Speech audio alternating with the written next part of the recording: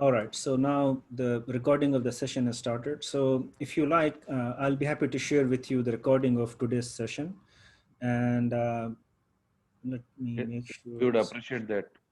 Yeah, actually, it was on pause and I just resumed the recording right now. So yeah, so I think the recording is now taking place. So the good thing is I remember to resume the recording.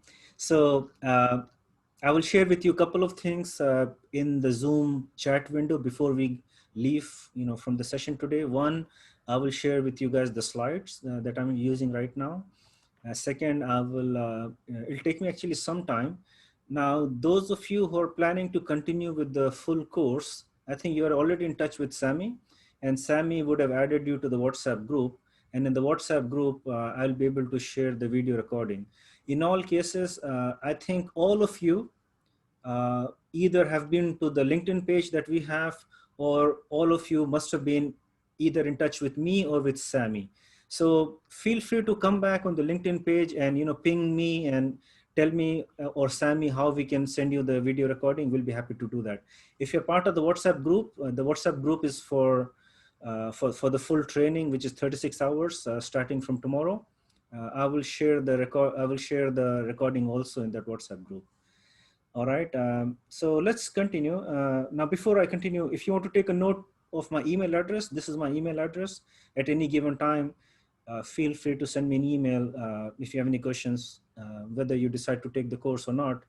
I'm sure that, somewhere along the way, you would have certain questions. I'll be more than happy to answer any questions that you have. And this is my email address. So this basically is the agenda for today. And like you can see in the agenda for today, we are not going to be talking about anything technical PMP, meaning that the example, the actual PMBOK, we will start the course tomorrow. So today is about introduction. I want you guys to clear everything in your mind so that you have everything answered. You have your clarity of what is required for you to do from today until you go for the exam. So the whole idea is to answer everything else, any questions, any doubts.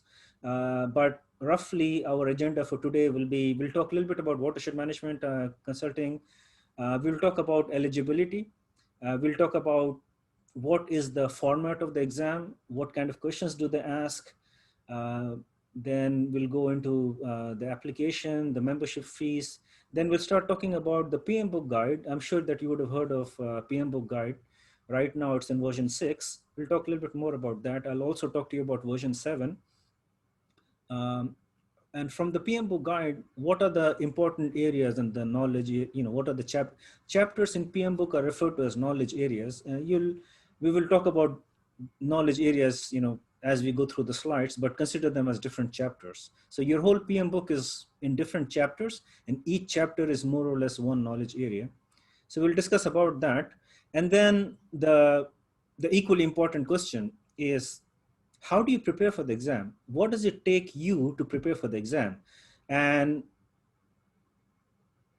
if you are on this journey, then why don't we work on making sure that you have uh, a high success rate in the sense that most of you, why don't we work on figuring out what is it that you can do so that you can pass your exam in the first attempt?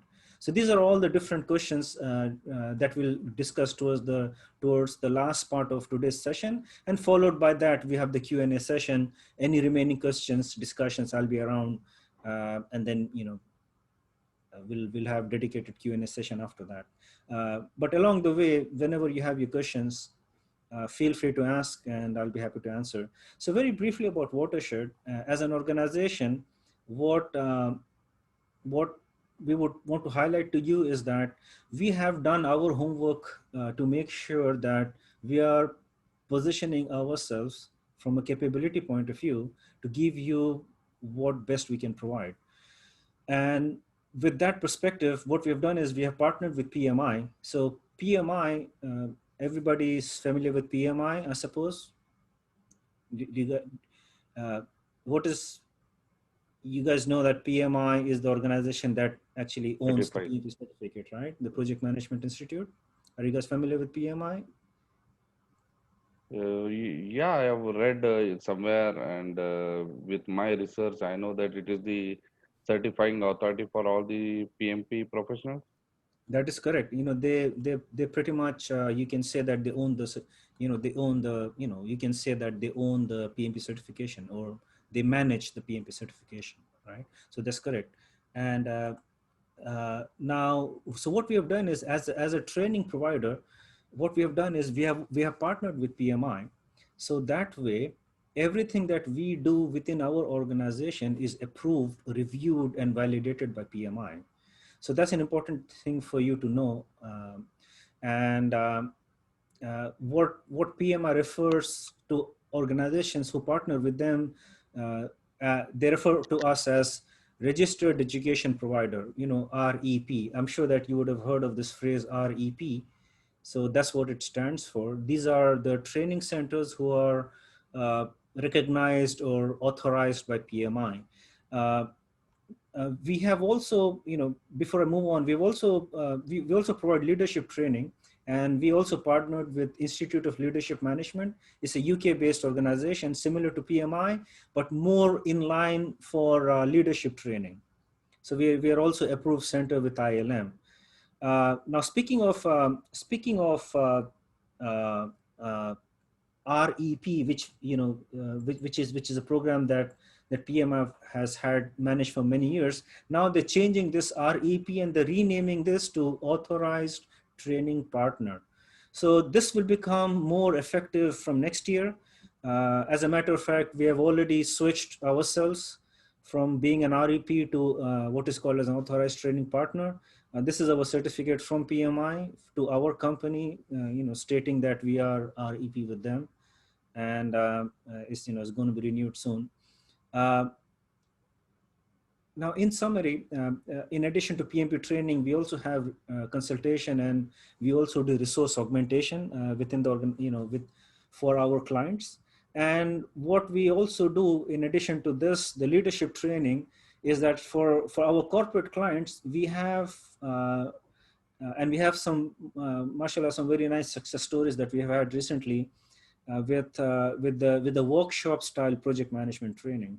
So what some companies like to do is they're not more focused on the exam, preparation. They're more focused on hands-on learning and hands-on skill development, for their staff. So for that, we have what we call as the fundamental and advanced project management workshops, a little bit more of hands-on.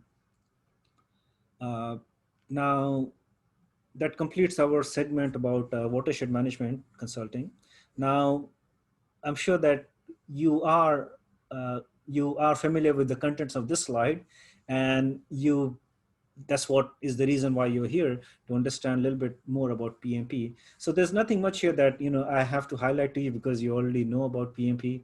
But I'm going to leave this just for a quick moment, and as I speak partially about this slide, try to, there are there's so many things that you can take away from this slide.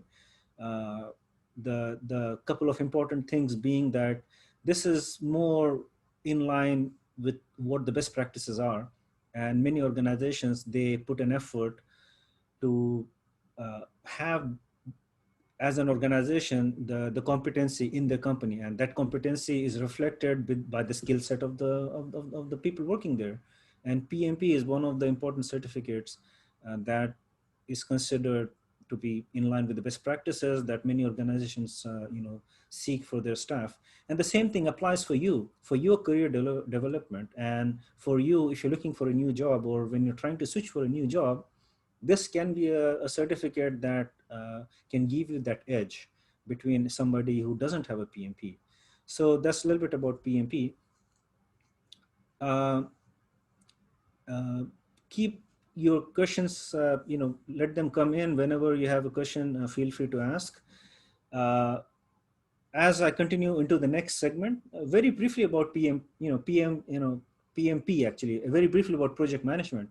Now, uh, PMI, they so let's do this. Let's take some examples of projects which are successful, and let's try to see how far back we can go. So yalla guys, tell me some of the projects that you can think of which are probably 100, 200, just let's start the discussion. Can you think of a project which is maybe 200-300 years old? Maybe one of the seven I wonders of the world. was maybe Taj Mahal. Yeah, maybe Taj Mahal, so if you look at the, last, maybe 200 to 500 years, examples like Taj Mahal, examples like, the famous, you can think of all the seven wonders, Eiffel Tower. Eiffel Tower. I have no idea when the Great Wall of China was made, but probably it's older than 500 years old. Uh, so so there are projects that we can think of which are 500 years old. Can we go even older than that? How Mm, about things in maybe say Egypt or Pyramids, maybe the pyramids? Egyptian pyramid. Exactly. I think the pyramids are what, 500 years, 5,000 years old, something like this. uh, Maybe I'm not good with history, by the way. Maybe more than Maybe 5,000. Yeah, more than maybe 5,000 years old. Right now,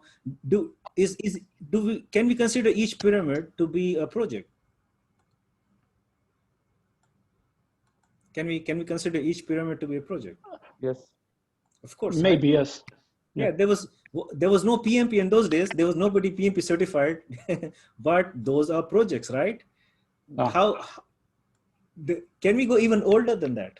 I'm sure you can think of some examples older than pyramids. Because I have one example. I will save it for you to say it. If not, I can tell you what's in my mind. Can you go older than 5,000 years old for projects?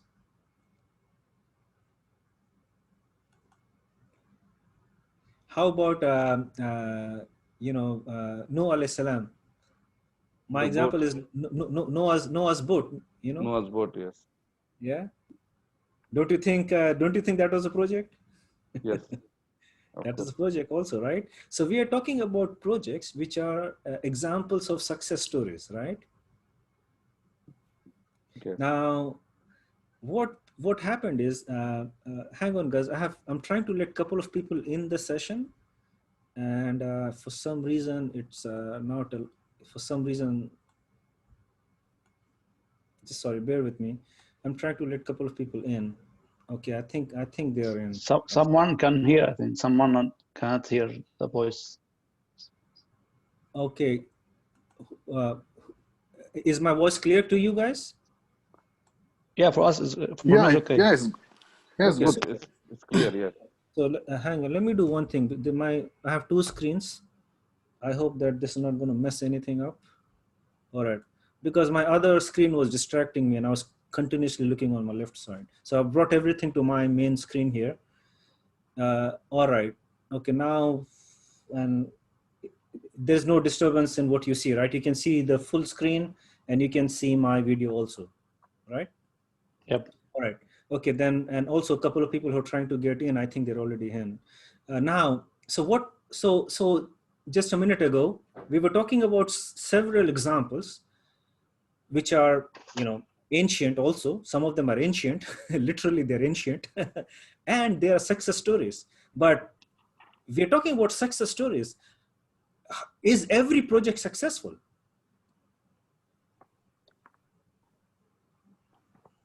No. Not necessarily, right? Exactly. So what can be examples, or what can be, aspects, or what can be the criteria, all of them put together? What is it that can be an example of what we say that the project is not successful? For example, if the project is severely delayed, isn't that another example of a project not being successful? Yes. It is, right? Yes. Can you think of more perspectives, of a project which is not successful? Not meeting the timeline. Close out document, for example, as built, drawing not done. Right, exactly. So you have requirements, based on which you did the drawings in the initial stages of the project, and then when you do the as-built of the project, there's a discrepancy. In that case, the requirements didn't get fulfilled. So you see, these are all examples of. Can you think of more scenarios, or more examples of a project which is not successful? What else can be happening in a project so that you say, well, this is not good? Losses, occurring Yeah. losses. Losses, you have a budget and then it looks like you're shooting up by the, by the budget, but I don't know, by 30%, by 40%, all of those are, those projects are not successful because we started with the budget and now the budget is 1.5. And when you think about it, then you can have things in relation to requirements, in relation to timelines, severe delays. That's another example. In relation to money, over expenses, another example. You have quality aspects, the quality requirements of the project. What about if all of this is okay and for some reason the customer is not satisfied? Isn't that another example or another scenario where the project is not, so to speak, successful? Right? Would No, you if you agree? close all this one, if you close of everything Right. done and the client not satisfied, maybe for some reason, we don't know why. Now, for now, let's make the, because we don't, in our discussion, we don't exactly what's the reason why the client is not happy, but hey, now we have a client who's not happy.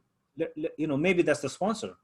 So maybe the reason is right or wrong, I agree with you, but the scenario that the client is not happy, and what if there is a valid reason for the client to be not happy, that itself is the reason for failure of the project, or that itself is one of the criterias where you can say, well, the project was not successful unless we remedy that scenario. Correct? So what I'm trying to say is, there are so many things that we've got to do right, and only when all of them are happening right, then you can say this project is successful. This one statement comes as a result of so many things happening properly.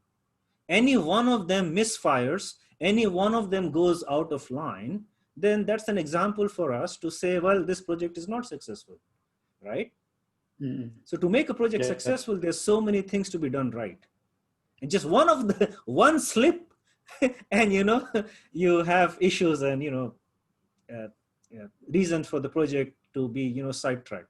So that's the whole idea. And PMI wanted to understand, so around 1960s, 1970s, actually early 70s, PMI, see, in those days, they were, in 70s there was industrial engineering, mechanical engineering, and civil engineering.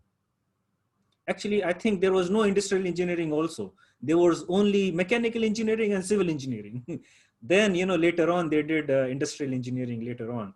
And of course, IT and everything came much later. So what they wanted to understand is that, what is it that makes projects successful? So PMI wanted to understand that, and they started the research, and at the same time they also started the research along the lines of what are the common mistakes on a project, what are the things that commonly go wrong on a project. And they started doing the research, and then as they started doing the research, they started to understand things better, and they started putting them in one place, and that is what is referred to as your PM book. So where is my PM book? So here, it's there you go, the last bullet on this slide. This is this is the history of PMBOK. The PMBOK is basically project management body of knowledge. And how did this knowledge come about? PMI starting their research to understand, uh, what is it that takes the projects to be successful. And of course, at the same time, what are the common mistakes happening on the project? So this is very briefly the history of PMBOK, a little bit of a history of PMI, and somewhat why PMP even started. Now, I think PM Book 1 was released in, they didn't release the first version of PM Book until very late. In my last session, I remembered the year, but I forgot. I think it was like 90s. It was not even in 80s. It was not even in 80s. I think they released the first PMBOK somewhere in 90s. And since then, it's like almost 30 years now. Now we're in version 6 of PMBOK. All right. So, so I still have people joining the session. I hope everybody is able to hear me. All right. Well, at least I will monitor the chat window. So this is the brief history of PMBOK and PMP. Why and how it got started. Now, for all of you who are in this session now, as long as you would take your exam before December, then your exam is going to be based on PMBOK version 6. Actually, PMBOK version 6 was released in, I forgot, 2017, September 2017. Is there a year? Yeah, I'm pretty sure it was 2017. And in 2017, PMBOK 6 was released, and PMBOK 7, they've released the draft version of that to PMI members. But PMBOK 7 is going to come out next year. So the takeaway from this slide, the first takeaway from this slide is, for all of you who are attending this session, you have time until December to take your exam based on PMBOK 6, which is the current version. There is no dramatic changes to the exam. There is no dramatic changes to anything that's happening with how they take the exam. Now, all of what I'm saying is applicable only until this year. From January 2021, so many things are going to change at the same time. Number one, they're going to be bringing in this new, as training centers, they're bringing this ATP, the authorized training partners, and they want each of the training center to send their trainers to go train the training. So that's one story. There's one track. The second track, which is going to change, is PMBOK 7 is going to be released next year. When PMBOK 7 is going to be released, they're going to be basing their exam based on PMBOK 7. Of course, the dates are yet to be announced. Third thing, so like I said, guys, you are in safe zone. Finish your exam this year. Okay, a lot of things are changing next year. Starting from the first working day of 2021, your PMP exam is changing completely. I'm not saying minor, complete change. They are bringing in half of the exam, which is based on the current system, which is called as waterfall. I will get it, I'll talk about that in a minute. But in summary, a construction project follows what is called as waterfall approach or plan-driven approach, meaning that you do the planning first and then you do the execution later. For a construction project, you cannot start the construction and halfway the client says, in the beginning we told you 20 stories, maafi mushkil, now let's make it 40 stories. Possible?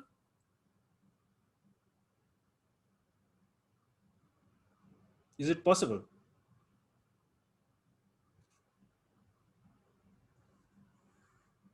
So the scenario is, you've started your project, and in the beginning, the understanding was that this is going to be a 20-story building.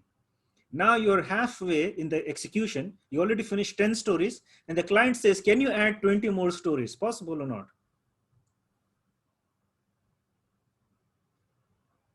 not? Possible, but with lots of timeline and lots of changes, And adoption, lot of risks also, right? And lots of risk. Yes. and maybe it's not also possible if the foundation will not support it. Foundation, yes, you're right. Most likely, see, the foundation that you would have done would be for this to support the structure and the weight of a 20-story building. Yes. I'm sure that the foundation for a 40-story building is much different. So not good, right? Yes. This scenario is not, least of which we agree that this is not a good scenario, that in the middle of your project, which is supposed to be 20 stories, you've already done the foundation, you've already done the 10 floors. You cannot add, 20 more floors. I mean, it's not feasible. Now, this environment adapts the current approach, which is called as plan-driven. Plan-driven is sometimes referred to as waterfall. Why waterfall? Because you got to first finish the planning and then you move on to do the execution, waterfall project management. Sometimes they call it plan-driven project management. Now, I was talking about January 2, 2021. From January 2, 2021, there's another style of doing project management called Agile. This is becoming much more popular and much more common in IT and some of the government projects, and even in many of the finance and the banking sectors. This is becoming common, and uh, and uh, so agile is an alternate approach to waterfall. In agile, it's completely okay to have the scope not completely defined. For example, you want to develop a software like an app. Now, you can decide what features you want in the app in version 1. You can decide what features to have in version 2. You have lots of flexibility, right? There is no hard and fast rule. Sometimes you can have a version 2 of the app, which is complete revamp of the version 1. So, I mean, you can redo, you can make over, you can add features. It's very easy to do this, correct? In an Yep. IT or in an app or a software environment. This approach, based on this approach, because what is the difference here? The scope is fluid. The scope you can move. There is no hard and fast way of doing it. So in this, there is a technique called agile project management, and this is much more common in IT and a little bit of finance, banking sector, and a little bit of government sector. Now, why am I saying this to you? If you want to take your exam from January next year, you got to know agile, because half of the exam is going to be based on agile, and half of the exam will be based on waterfall. So you, again, like I said, guys, finish your exam this year, and you have enough time to take care of that. Okay. But I heard that they will not start directly in the several revisions, huh?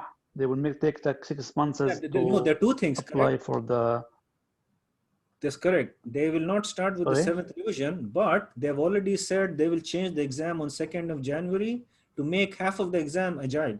Today, 90% of Yeah, the exam is waterfall and 10% is agile. And there's a major shift from January. It'll be 50-50, which is a big shift. Okay. So, so this is the thing about January. So I think I did my best in scaring you as much as I can. So, So, and the sir, good, just a question over here. yes. yeah, Just please. if they are Zara, going to announce, if they are going to announce that they are going to starting and PMBOK 7 edition is coming in January, and as a project manager, we know what is waterfall, and we may have done multiple projects. But the way you are telling that things might change, then how would it be possible for us to give exams directly switching to this book in January? They no, shouldn't have actually, given some time for the users to use the, this and then jump into the exam. no. So just one correction. PM Book 7 is not going to be released. There is no fixed date for PM Book 7 to be released. All right. Now when you download PM Book 6 guide from PMI website, because when you're a PMI member, you can download PM Book 6, right? So when you download PM Book 6, you have three parts: the PM Book guide, which has the knowledge areas, the PM Book Okay. standard, the project management standard, which talks about the 5 process group: initiating, planning, execution, so on and so forth. And then the third part of the download is the agile, whatever they call it, agile guide or something like this. So this agile guide has been released from 2017. And now in 2021, they're changing the exam, where half of it will be based on PM Book 6, which is waterfall, and half of the exam will be based on agile guide, which is already coming with PM Book guide, PM Book 6 actually. So did I make that clear to you? Now, in addition to this, PM Book 7 is going to be released sometime next year. When PM Book 7 will be released, we will just, right now it's not very clear how it will impact the exam. But so let me put it this way, whether PMBOK 7 will be released or not, your exam is going to change 2nd of January, 50% waterfall, 50% agile. And to answer the second part of your question, agile guide has been released by PMI from 2017. Did I answer your question completely? Are you clear now? Yeah, completely got it. Thank you. So the change of the exam from January is not about PMBOK 7. It's about agile, which already is available by. One question here. Yes, That please. guide is enough to pass the new exam? If you thoroughly understand, now mark my words, I'm using 2 words, thoroughly and understand. I'm not saying memorize. If you thoroughly understand PMBOK guide, you will pass the exam. However, now your question was about passing the exam. However, PMI is very clear. Not all your questions will be from the guide. But again, it's like, how should I say? It's like driving skills. You know, for example, you know how to drive on a normal road. Now you can make your car 4x4 and take it off road and do some, you can do some, you'll manage, right? You don't have to learn anything new. You see my point? So to make it clear, if to pass PMP exam, you need to understand PMBOK guide, but not every question will be from PMBOK guide. And just to complete the circle, as you understand PMBOK guide, you will even be able to answer any question which is coming, not which is from outside of it. But PMI is very clear. Not every question will be from PMBOK guide. But we're talking about 90-10, maybe 90% of the questions will be from the PMBOK guide, and maybe 10 questions will be like miscellaneous or extra or things like that. They also have something called Experience. as PMI experience. Exactly. No, experience is another story. Actually, experience is a problem here. Okay. Speaking of experience, many of you may have, 5, 10, some of you maybe more than 10 years of experience. And some of you are used to doing projects in a certain way. Now, keep in mind, guys, your exam is not about how things happen in your organization. The exam is based on how you understand PMBOK 6. So if you find delta between what PMBOK 6 says and what you are used to doing in your company because of the culture and the environment, then you need to change that when you want to go for the exam. My favorite way of explaining is like this. Remember the time when you were going for your driving test? Remember? You're driving and somebody sitting next to you. What do? Every single thing you want to do properly. You want to change lane like a very nice guy. You're going to put indicator, you look in the mirror, and then you look in your shoulder, and then you change your lane. Fast forward today. To change lane, you already kind of a sense of what is happening behind you. You just give one indicator. Before the click of the indicator, you already changed the lane, right? So this is your experience and the exam. So for the exam, go to the exam mode, which is follow strictly PMBOK, not the experience. As long as they are same, it's not a problem for you. But I'm sure there are certain areas which are not exactly the same. In that case, you must choose PMBOK option, not your work option, not your experience. Okay. So that's an important tip actually. Now, very briefly, because we've talked about PMBOK 7. Now, you see, take a note here. See, this is your current PMBOK 6, the bottom left hand side. Your PMBOK 6, they call it the 10 knowledge areas. This is your PMBOK 6, and these are the 10 knowledge areas. These are all the chapters. Remember, I was telling you knowledge areas are chapters. These are all chapters in your PMBOK. Okay. Now, they're removing all of this, and they're replacing them by something called as a performance domain. Now, Sarah, even us as trainers, we have to now, once PMBOK 7 is released, us as trainers, we have to study it, we have to understand it better, and that we haven't reached to that bridge yet. That bridge is in 2021. You know, we will have, as trainers and as students, we will have to cross that bridge in 2021. The second thing that they're changing is, you know, there are the 5 process groups, and they're changing that to 12 project principles. All right.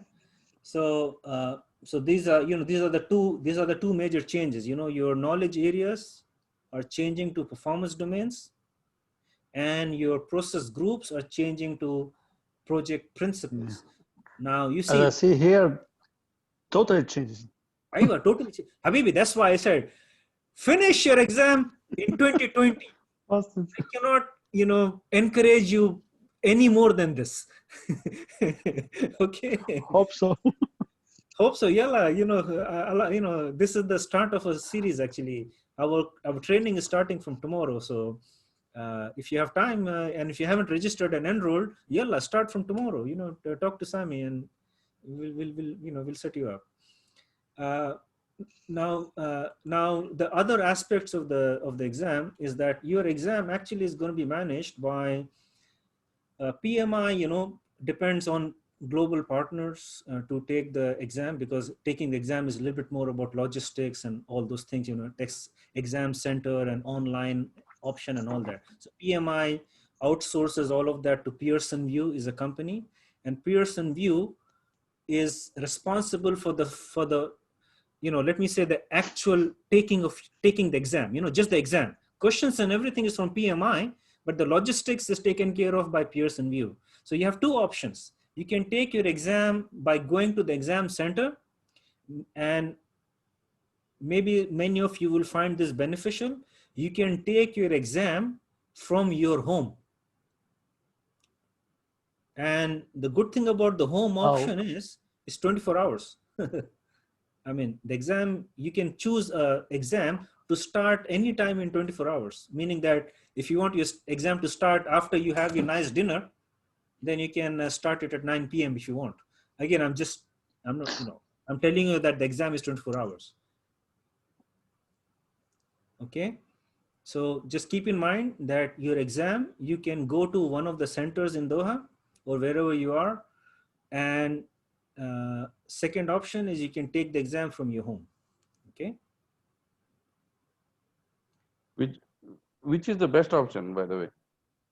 I mean, if you ask me, I mean, like for me as a person, I would prefer to take it from my home, you know, and I don't have to drive to the center. Somebody will check my ID. Somebody will have to find parking, you know, and have to make sure, you know, I leave 1 hour early and all that, you know. If I'm late to the center. But from home,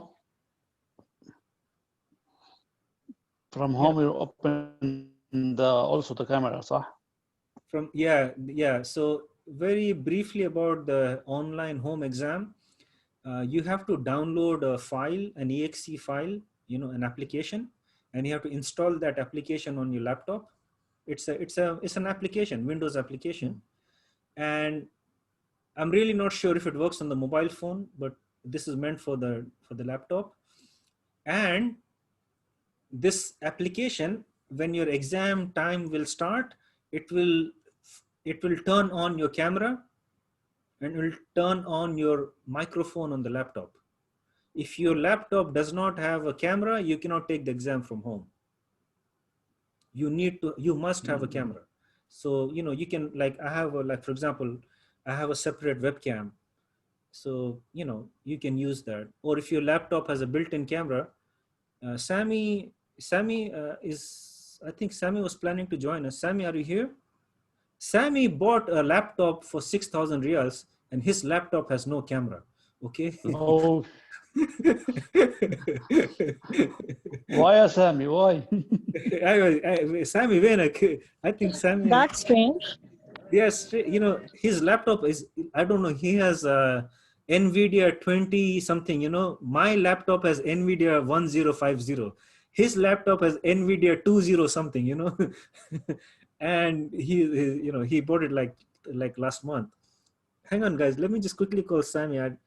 He was planning to join us, and many of you have talked to him, and sorry about this informal way, but let me just try to call him. So what Sammy did was he bought a webcam separately. So in your case, if your laptop camera is not working, or if you don't have one, got to, you know, you got to have a camera. If you don't have it, you cannot take the exam. All right, I think Sammy is not reachable. Hopefully he will join us somewhere along the way. Hopefully. So are you clear with the online option? 1, it's 24 hours. 2, you have to download the application. 3, for the 4 hours of the exam, you must have the camera on, and it will automatically record your audio for the 4 hours. So, you know, so you get the idea, right? So, I mean, you know, I'm sure some of you are getting ideas. So it will detect basically why, because we're turning pages, you know, like if I keep my book like this and, you know, like this, you know, I'm turning pages, you know, so yeah, anyway. So mostly for the security purposes. Clear with the online option? All right. Okay. Sam is now calling me back. So hang on. Sammy, are you going to join us? All right. Yalla. So, okay, Sam is here. Sam is ready for camera now. So, yeah, I was, you know, yalla, let you know. He's searching for camera. Yeah, he's searching exactly. He's searching for camera now. So he will join in a minute. Now let us do this. Let me continue until I see him on the screen, and then we'll ask Sammy why he got the laptop with no camera. Now continuing with the eligibility. So okay, on a serious note, actually, you know, this is the easy part, meaning that, see, the amazing thing about PMI is that they don't care about education. Now, why do I say that? Anybody who has minimum 5 years of experience, can go take the PMP exam as long as you have high school diploma or anything higher, you know. Now, of course, if you have a bachelor's degree, then irrespective of how many years of experience because for your PMP exam, you have to submit application, you know, PMP, you know, exam application. And in the exam application, all they care about is your projects. So you have to give project 1, project 2, project 3.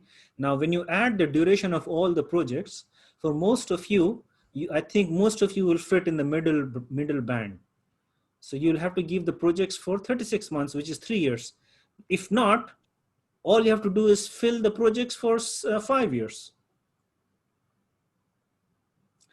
And very few universities worldwide are recognized by this GAC, Global Accreditation Center. This is some kind of accreditation for universities. You know, very few universities. So I don't think, I don't believe anybody would fit here unless you do fit here. Then all you have to do is in your PMP application, give only 2 years of projects, okay? Now keep in mind, guys, when you fill your application, you may have maybe 10 plus years of experience, but you can only claim your experience from the last 8 years. Okay. Okay, this is, and the system will cut off. You can give the projects, but you will notice, why is my credit 0? For example, you know, it's not increasing my total duration of project hours, you know, in the system. It's because maybe you gave a project which is more than 8 years ago. So just keep that in mind, okay? Any questions about eligibility? No, it's okay.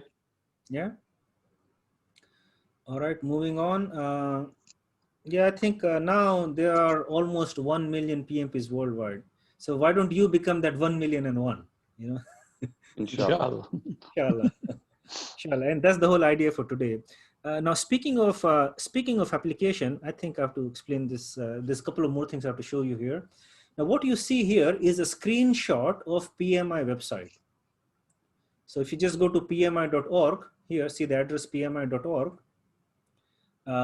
When you go, then you find this, you know, this banner, this menu banner here.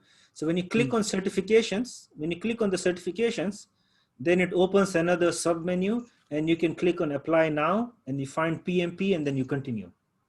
Or you can click on, again, on the PMI.org website, go to certifications and click on PMP. Then I think it takes you to a page. I don't think I have that page. So yeah, so I don't have that page. So, you know, you can, eventually you have to reach to this PMP page. Okay. And this PMP page is, where is this PMP page? It's under certification types. Okay. And you have to start your application by click and apply now. And I will talk to you more about the application in the next few slides, but this is how you start your application. Okay. Now, one more thing that you and should. when will you start the application? Sorry. Yeah. When you can start? When you can start apply for application from now or today? Now when today. you finish the? Today. You can start before the course. Yeah. So you can start you know, your application, because you won't be able to submit, but you can start your application you know, today. For submitting, it'll take time to fill all To submit your application, you must complete 35 hours of training. Okay. Now, like I said, today is actually day one, and from tomorrow we're going to start a whole series, a whole course, which is going to be 36 hours. So if you are, you know, intending to take your PMP exam, and if you haven't decided to take the course, you know, think about it. Maybe you want to just continue from tomorrow. Sammy has joined us now, so he can also maybe help you register if you're interested to continue with the course. But yeah, you can start your application, but you cannot submit your application until you finished the 35 hours, because they'll ask you the last date. When is the course finishing? And only when the course finishes, you can submit. This application, it will take time from us, or no? Yeah, we can. It will take time, huh? No, it will take certain time. It's not very quick. You will spend maybe 2 hours to 10 hours, you know, anywhere from between 2 hours to 10 hours to fill the application. Because you have to spend some time thinking about, because they want the project description in a very precise format. And you have to write your project in a very precise format as they're asking. They want you to give 6 things about your project. Number 1, the project summary, 2 lines. Number 2, you know, the Sammy is here. Hello, everyone. Hello, Sammy. So Sammy, we had a question for you. How come you have a 6,000 real laptop and it has no webcam? How is Sammy? How? Actually, I researched this subject, and it said that people are not using the webcam of their laptops anymore. That's why they are selling like that separately. Okay, so but you know, so Sammy now has a webcam, because I also have a webcam separate. You know, so now what I'm using, my webcam is separate. This one is actually really good. The one that I got. Yeah. Cool. So you know, that's the so Sam is here. He'll be around for any, you know, any support, any questions that you have. I think many of you have already interacted with Sammy. Many of you have. I think some of you interacted with me also. But nevertheless, so I'm answering your question. This is the requirement also. And they will actually ask you who was the company. So if you did the training with us, for example, they'll ask you who was the training center. So you have to say Watershed Management Consulting. Okay. All right. So so for now, you understand that everything happens through this website, pmi.org, and you just go to pmi.org and then you submit your, you know, now you know how to start. You go to PMP page. This PMP page is under certifications, and start your application. You click apply now. Okay. Now keep in mind that you should not give projects which overlap with each other, because you're not going to be getting twice the credit. You know, you'll get credit for one project at a time in one time frame. So it's better for you to give projects which are less overlapping. Okay, because anyway you will not get double the credit. Okay, you get the idea here? So Again, each again. project will be having certain duration.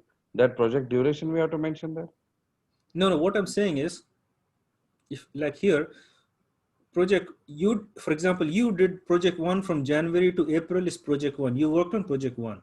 And at the same time, you also worked on a project 2 from February to June.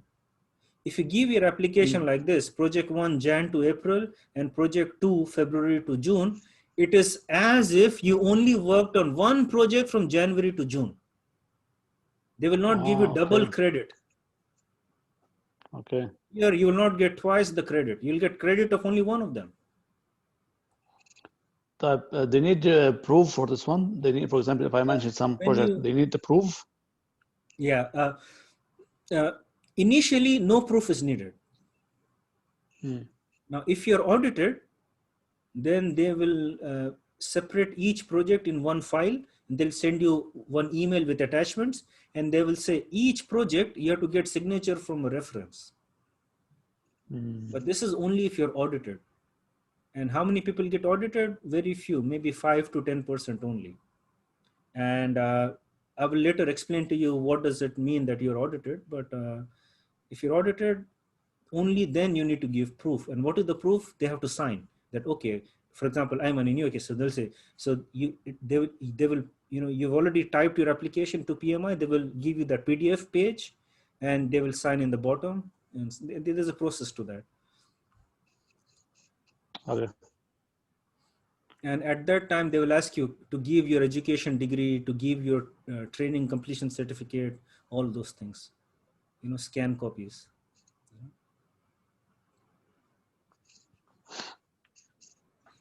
All right. Now, Yep. so this is again about the application. Now remember that when you start your application, you have to go to PMI website to start your application. And when you start your application, you're here in box number 1. So you have 90 days. So you were also asking the question. So this is the answer. You have almost 3 months to complete the application online. So even if you start your application today and you finish the training in 1 month, your application is still valid. Not valid, your application is still open in the system. It's not closed. So you have 90 days, which is roughly 3 months to, submit. Now, when you submit, when you complete and when you submit your application, now you have two options.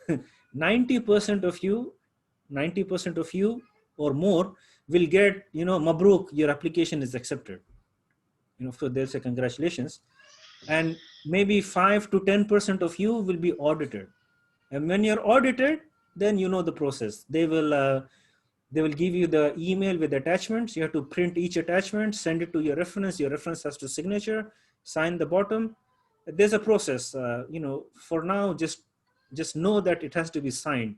There is a very specific way that they have to sign. Don't worry about that right now. Basically, they have to sign on the envelope also. When you close the envelope, they have to sign on the flap. When you seal the envelope, half here, half there. Anyway, don't worry about the process. For now, just know that it has to be signed by your reference. Now, this is only in the case you're audited. Only 5 to 10% of the whole, worldwide applications are audited. Otherwise, 90% of the applications, Alatul, straight away is accepted within 5 days.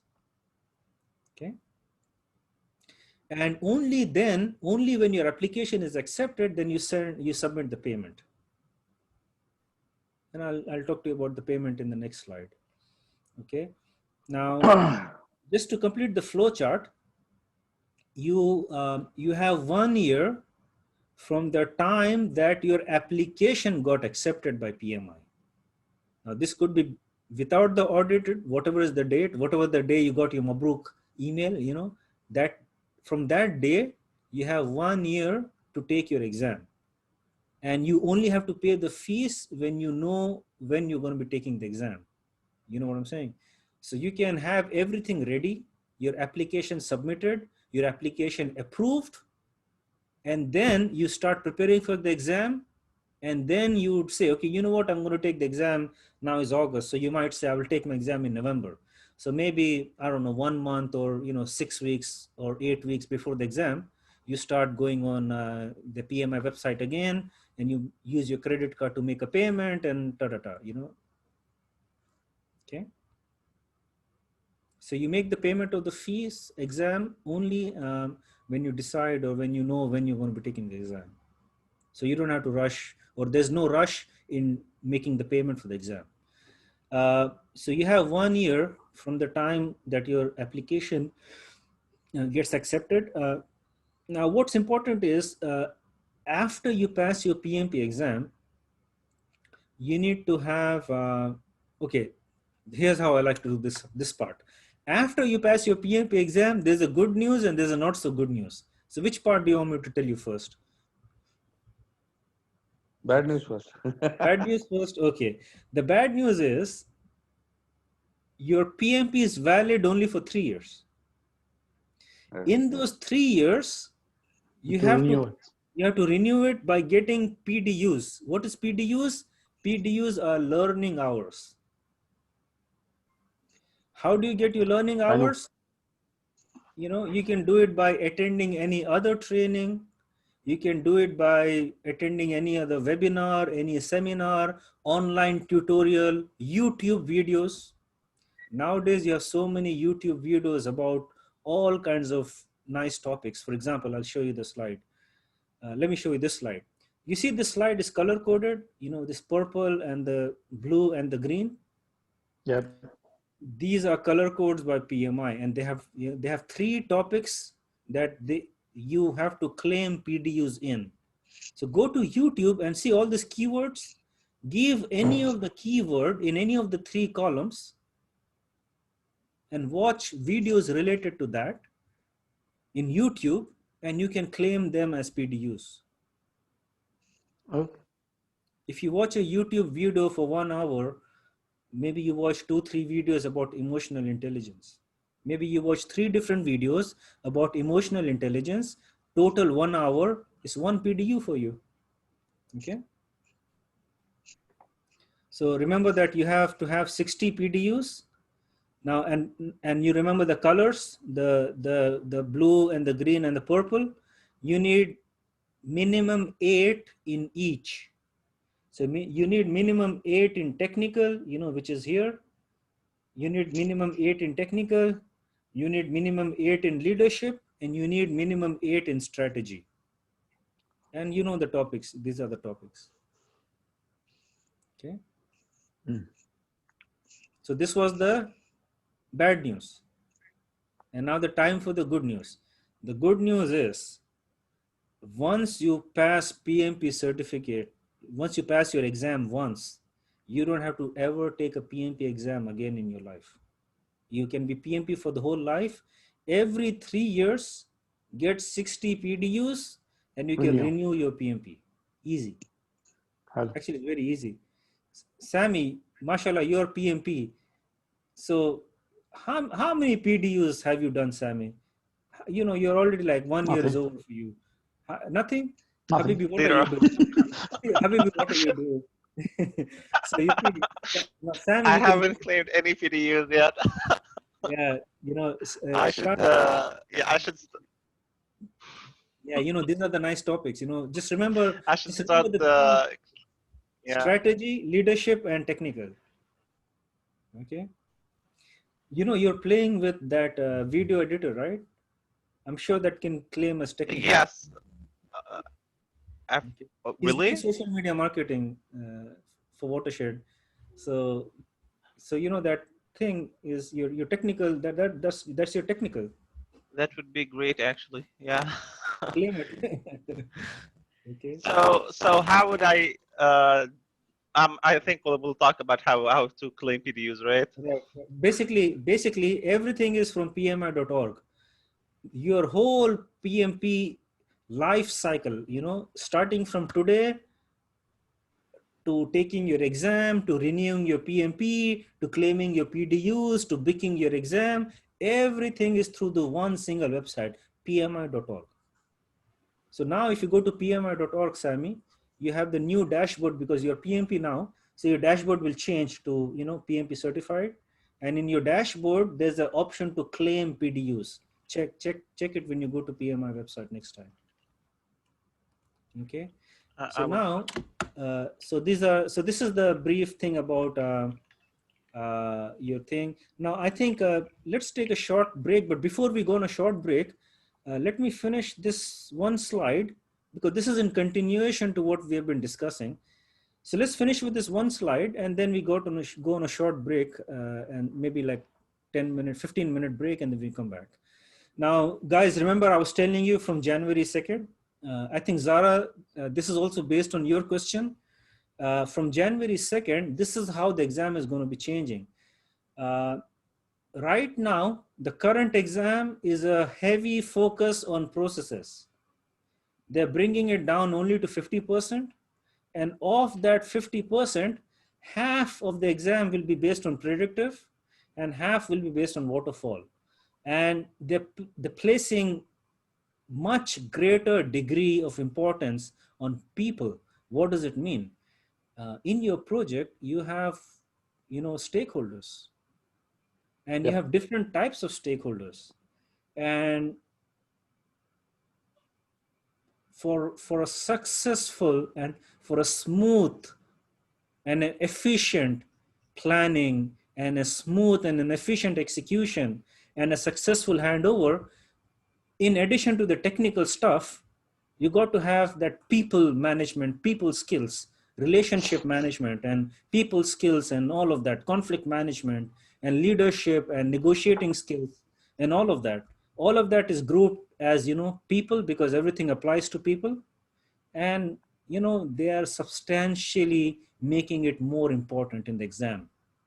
Imagine almost 40, you know, like almost 42% of the exam, almost 100 questions. No, not 100, almost 90 questions. Almost 90 questions are based on people, interaction with people, stakeholders. Okay. And the remaining 100 questions is processes. And you have roughly 15, 16 questions about a business environment, you know, what's happening around your organization, around your projects, the marketplace conditions, you know, the global, you know, patterns, the global emerging, you know, trends and practices. And COVID is a global impact. So how is COVID affecting projects? It's a business environment. How is, for example, your pandemic affecting your project environment? Questions of that nature are business environment. Roughly 15 to 16% of the questions will be related to just the business environment. So this is the formula in terms of, you know, distribution of the questions. This is official information. So you will have roughly 84 questions on stakeholder management, 100 questions on processes, and 16 questions on business environment. Okay.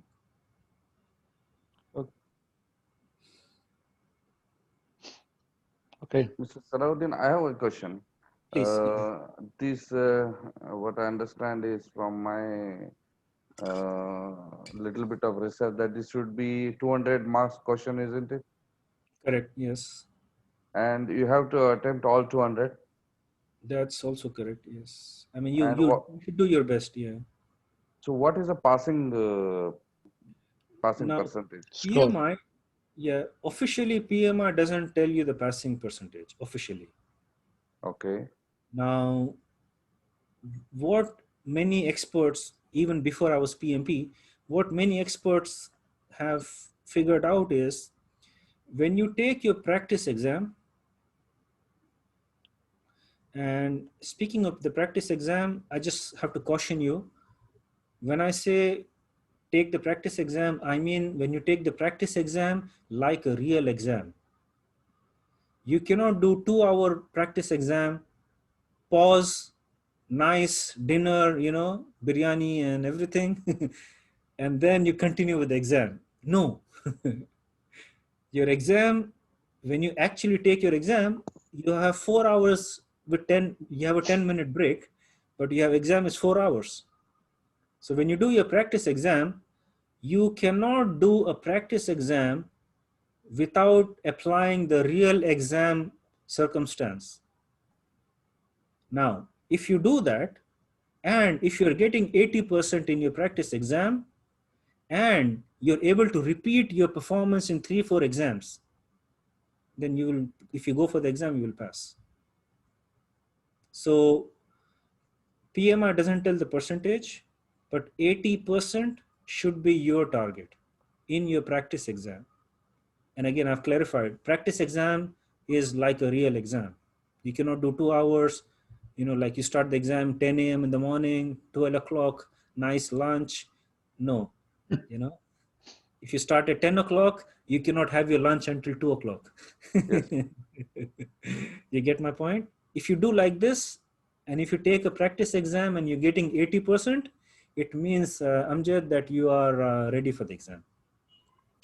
If you're getting 70%, like I was getting my 70%, I wasn't ready for the exam. But later on, I will tell you what are the things you should do if you're getting 70%. There are a few things that you can always do. So with I that, think we need a lot of information from you. yeah. So there is still. I don't know if you can see the slide numbers, because I'm also doing. I have 3 displays. I close one on the left. I have one more on my right, and this is my this is my proof of concept on the right hand side. So I was trying to see if you can see the page numbers, but I don't think you can see the page numbers. I don't know if you. But anyway, we have another 13 slides. Lot of information is coming up. The last part of today's discussion will be how to prepare for the exam, where to study from, where to find your practice exams, and all of that. So a lot of that is happening. So let's take a short break. I will keep this slide on. So it's almost 7:30 now. So let's come back at 7:45, and then keep your questions ready. I think the important part of the whole discussion is now converging to exam preparation strategy, exam preparation methodology. So we will continue our discussion after that. All right, guys. So Okay. so let's take a short break, 15 minutes. So let's come back at 7:45 sharp, inshallah, and we will continue. And I'll, as you have been doing now, keep asking your questions along the way, and we'll also have. I'm sure that you have many more questions still to be answered. So see you after the break.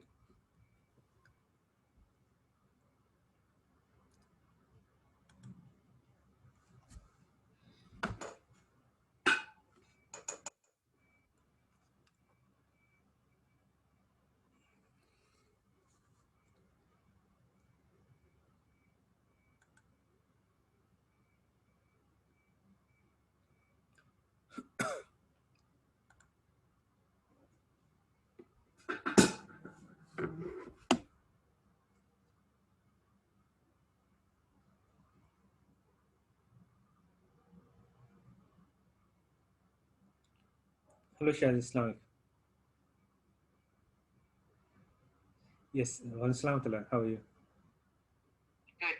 You're, I think. Am I not on mute? Hang on.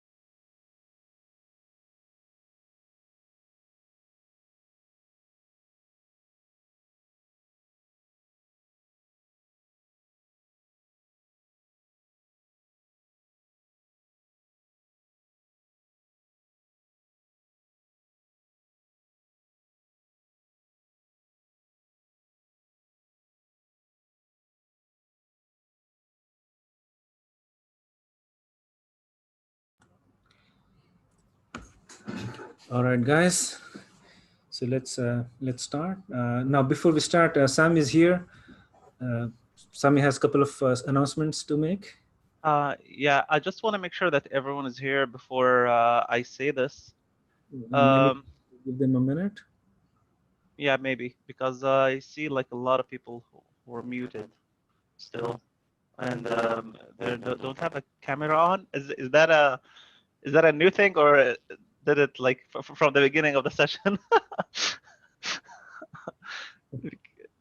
So I just want to say for people who want to contact us and maybe join the course with us, we have a WhatsApp group regarding this Sunday batch. I mean, this August batch. We'll add you to it. We'll send you the PDF files of a material which Watershed developed, the slides book, and we'll send you the recordings of every session on that group, and we'll like follow up with you essentially on that group. So I would ask people who I don't have the contact info of. I mean, I can see like there's a lot of people who I don't have their numbers. Maybe to send me in chat, maybe like a private message, their numbers, their phone numbers, or the number that has WhatsApp on at least, so we can talk later about like Mr. Salah is gonna explain now that we'll offer you like simulators, like trustworthy simulators. We can send for free, so we'll send you that, and also maybe we can talk about if you're interested in joining the course. We'll talk about the registration process essentially. All right, great. So thanks, Sami. So basically, what just to recap, if you can all kindly send your contact information to Sami, that'll be highly appreciated. This is especially for some of you are part of the WhatsApp group for tomorrow. If you're already in the WhatsApp group, then you're covered. If you're not part of Sami's WhatsApp group, then please send him a message now. Can they send you one-on-one messages in chat? They can, yes. Okay. So I will let you, Sammy, to coordinate this one-on-one. Yeah. While I continue with the slides. Yeah, the way to do this in the chat, there's like a tab that says everyone now, and if you click the tab, it will open up and you can like see the names of the participants in the session.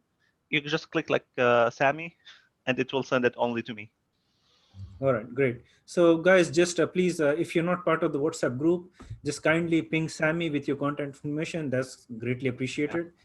Thank you so much. And what we'll also do is, I'm sorry, Mr. Salah. I also shared my contact information in the chat. So if anybody wants to like directly send me a WhatsApp message, that would be even better.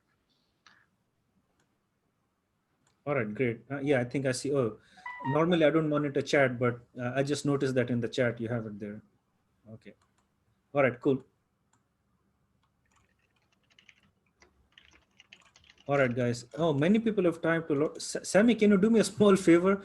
I didn't look at the chat window until now. If there's anything from the chat window that maybe is a question or something, because I will keep up with the chat window. Okay. Looks like there are a lot of things that were put in the chat. I was not looking at the chat window. I don't think there's anything specific. The unfortunate thing that I joined late, and so I don't see I don't see any of the previous chat. Yeah, I think Wasim, can you hear me now? Wasim, are you here? Wasim maybe left. I think Wasim was having some issues with the audio.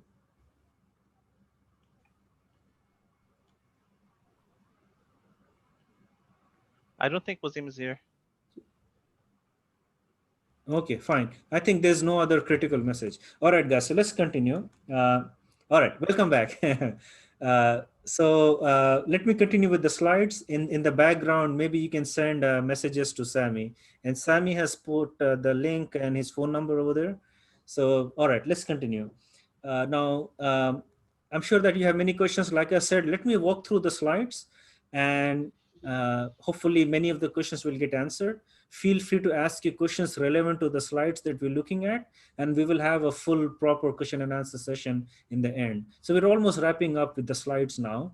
It's still about half an hour before we can do that. So let me just continue. Now, what you see on the screen, guys, is the fees applicable to PMI. So whenever you remember the steps, you are filling your application, you're taking the course, you're filling the application. Somewhere along the way, you'll be required to pay the fees. This is after your application is accepted. So this is the fees that you have to pay. Now, speaking of the fees, what Watershed suggests to you is that if you know that you want to take your PMP exam, my suggestion is go and become member to PMI. Now, to be member to PMI, you have to pay $140, $139. And that $139 that you're paying, you're getting discount in the exam fees. You see? So you're not losing your this $139, you're not losing it. You're getting the discount in the exam fees. Now, what are the benefits of becoming a member? So the benefits of becoming a member is, one, you can download the PM book for free. And PM officially, I'm promoting you. you can download your PM book for free. And when you become member to PMI, for the whole year, you're member for 1 year. For the whole year, PMI will invite you to all kinds of seminars, webinars, a lot of stuff. All of them you can claim as PDUs. And in addition to this, Sammy recently downloaded how many? 15 books? Roughly, there are about 15 books available on PMI website. There are around 15 different books, starting from PMBOK to risk management to schedule management, stakeholder management, WBS, program portfolio management. All 15 books, roughly 15 books. All of them you can download for free if you're a PMI member. So my suggestion, if you know you're going to be taking the exam, which you are going to take the exam, just go become PMI member today. That's fine. Because tomorrow you can download your PM book. And when PM book 7 comes, you can download it on the same day, free from PMI website. Okay. So keep this in mind, become PMI member. And this is the fees. In total, you'll roughly pay $550. 405 plus 140. Okay with the fees? All right. Now until December, your exam questions will be like this, because I've shown you the previous slide, which shows you the percentage from January, right? Remember, it was 42% people, 50% processes. So right now, your exam is only processes, more or less. Sammy, is it fair to say that the exam is mostly based on processes? And your processes are distributed as initiating, planning, execution, monitor, control, and closing. Okay. And this is how so you see your 80% of the exam, 80% of the exam is based on planning, execution, and monitor and control.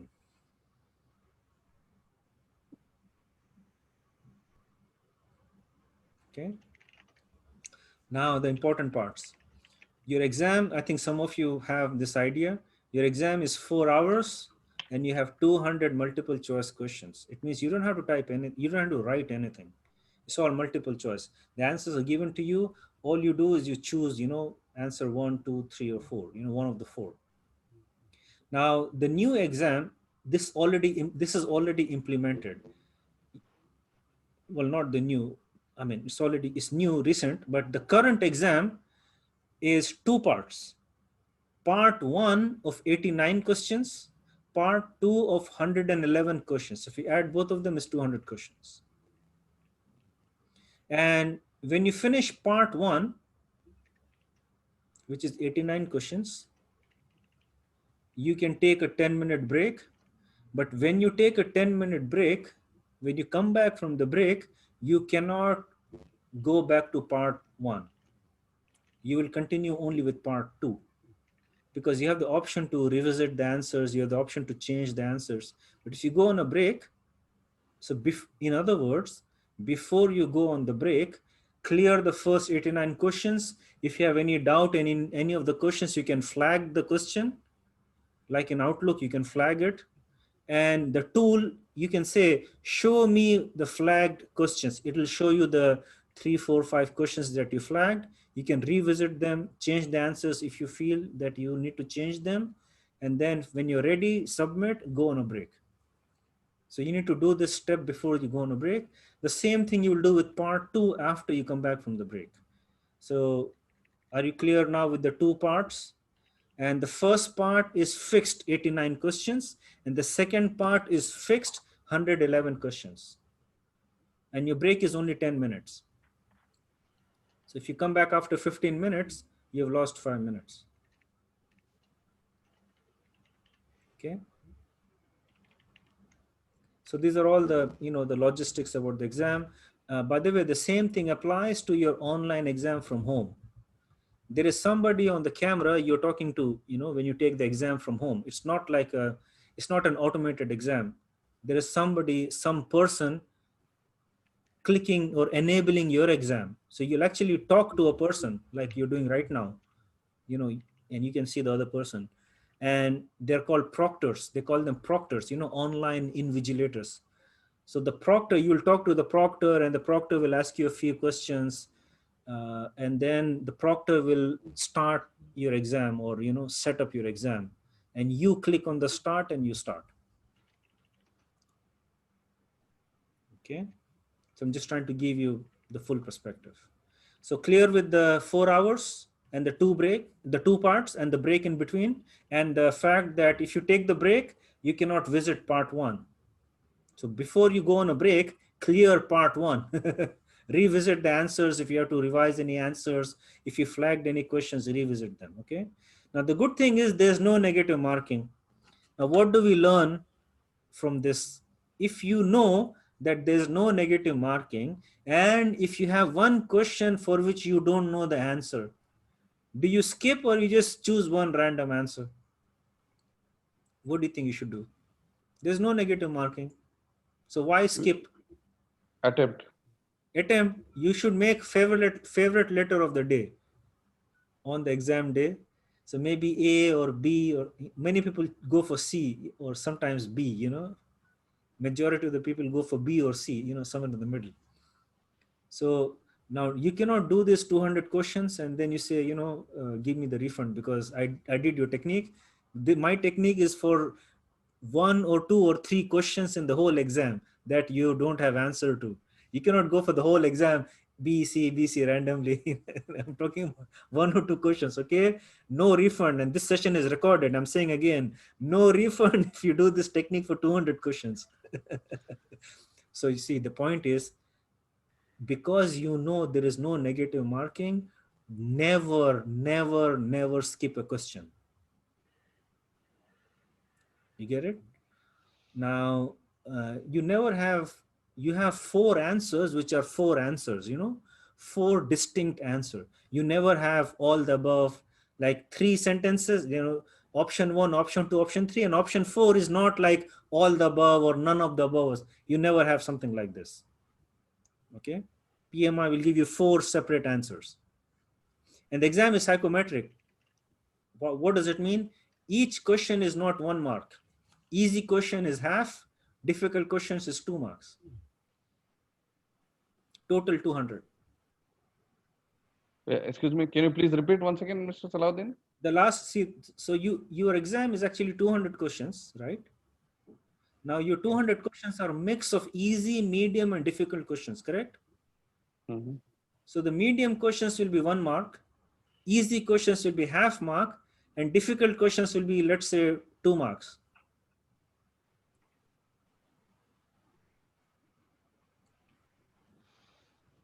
Okay. So you don't have to spend the whole 1 minute on an easy question. Some easy questions, the question is 5-6 words, answers is 1 word each. You'll be done in like, I don't know, 30 seconds. Sammy, what is the fastest you think you answered any question in the exam? 20 seconds? I think, yeah. I some of the questions were really, really obvious, like really obvious. Yeah. But like very few.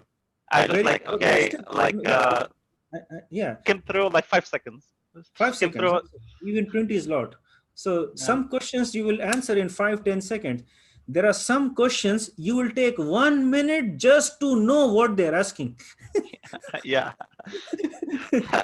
You know, forget the answers. You're only still stuck in the question. Yeah, For some 1 questions minute, you know, and were that 1 really minute is a long confusing. time, my friends. Okay. So anyway, you get the idea, right? You have a whole blend of easy and difficult questions. By the way, one more thing.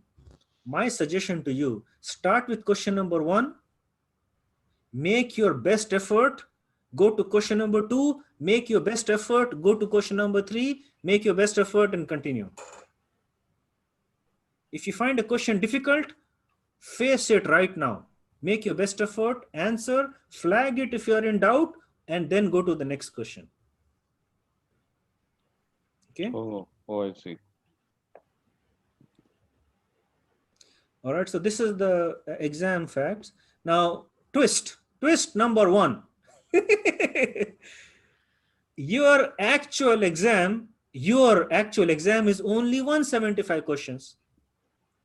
The other 25 questions are pre-test, unscored. Why? Quality management. PMI has many ways of, you know, validating and verifying and, quality management of the questions. The last step of quality management is they will give the questions to you to see how many people are getting it right and whatever data they will collect. Is this 25 from the right answer or from the mixed? The mixed. Mixed, huh? Yes. And it will be, you will not know which is your actual question and which is practice question, this pre-test question. You will not know. It will be mixed in your whole exam. So if someone has attempted those 25, which PMI has noted, so he might lose his marking? No, it doesn't matter you're getting them right or wrong. If you get all of them wrong, it will do nothing to your other 175 questions. They will decide whether you become pass or not only based on the actual 175 questions. And PMI knows those questions. You don't know that. What I'm saying is, every one of you will get 25 questions which are pre-test. Every one of you will get this. So it means every one of you, your real exam is only 175 questions. That's why this psychometric makes sense. Basically, 175 questions equal to 200 marks. I mean, sometimes it's really obvious this is like a test question because some of the questions really doesn't make sense. Exactly. Now, see, if you find a question which doesn't make sense, no negative marking, choose your favorite letter, flag, go to the next question. But you know, in the whole exam, you should have this type of scenario, maybe maximum 2-3 questions only, which don't make sense. So again, all of you will face maybe 1 or 2 questions which make no sense. Expect this. For this, do your best. If you can eliminate 1 or 2 answers, even better. And pick what you think is your best option. Don't spend way too much time on this one question. Go to the next one. Maybe this is a pre-test question, maybe. Okay. Yep. Okay. All right. Now you're clear with the pre-test. There's no penalty for wrong answers, guys. Never, never, never skip a question. Okay. choose whatever you like. I mean, again, in the whole exam, you will do this maybe 1 or 2 or 3 questions. Okay. Now here's the thing.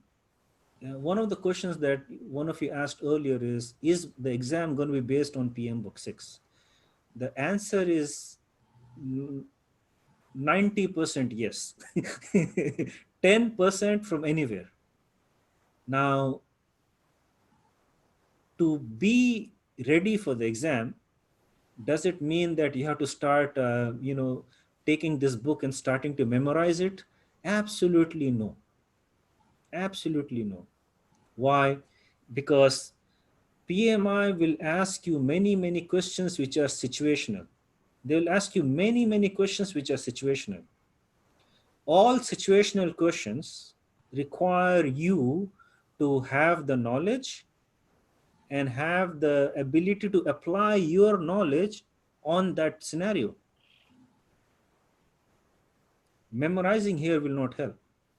Understanding the concepts here will help you to know the situation, and you, because of your understanding, apply your tactics or your solution to that situation. It will be based on your understanding, not based on your memorizing.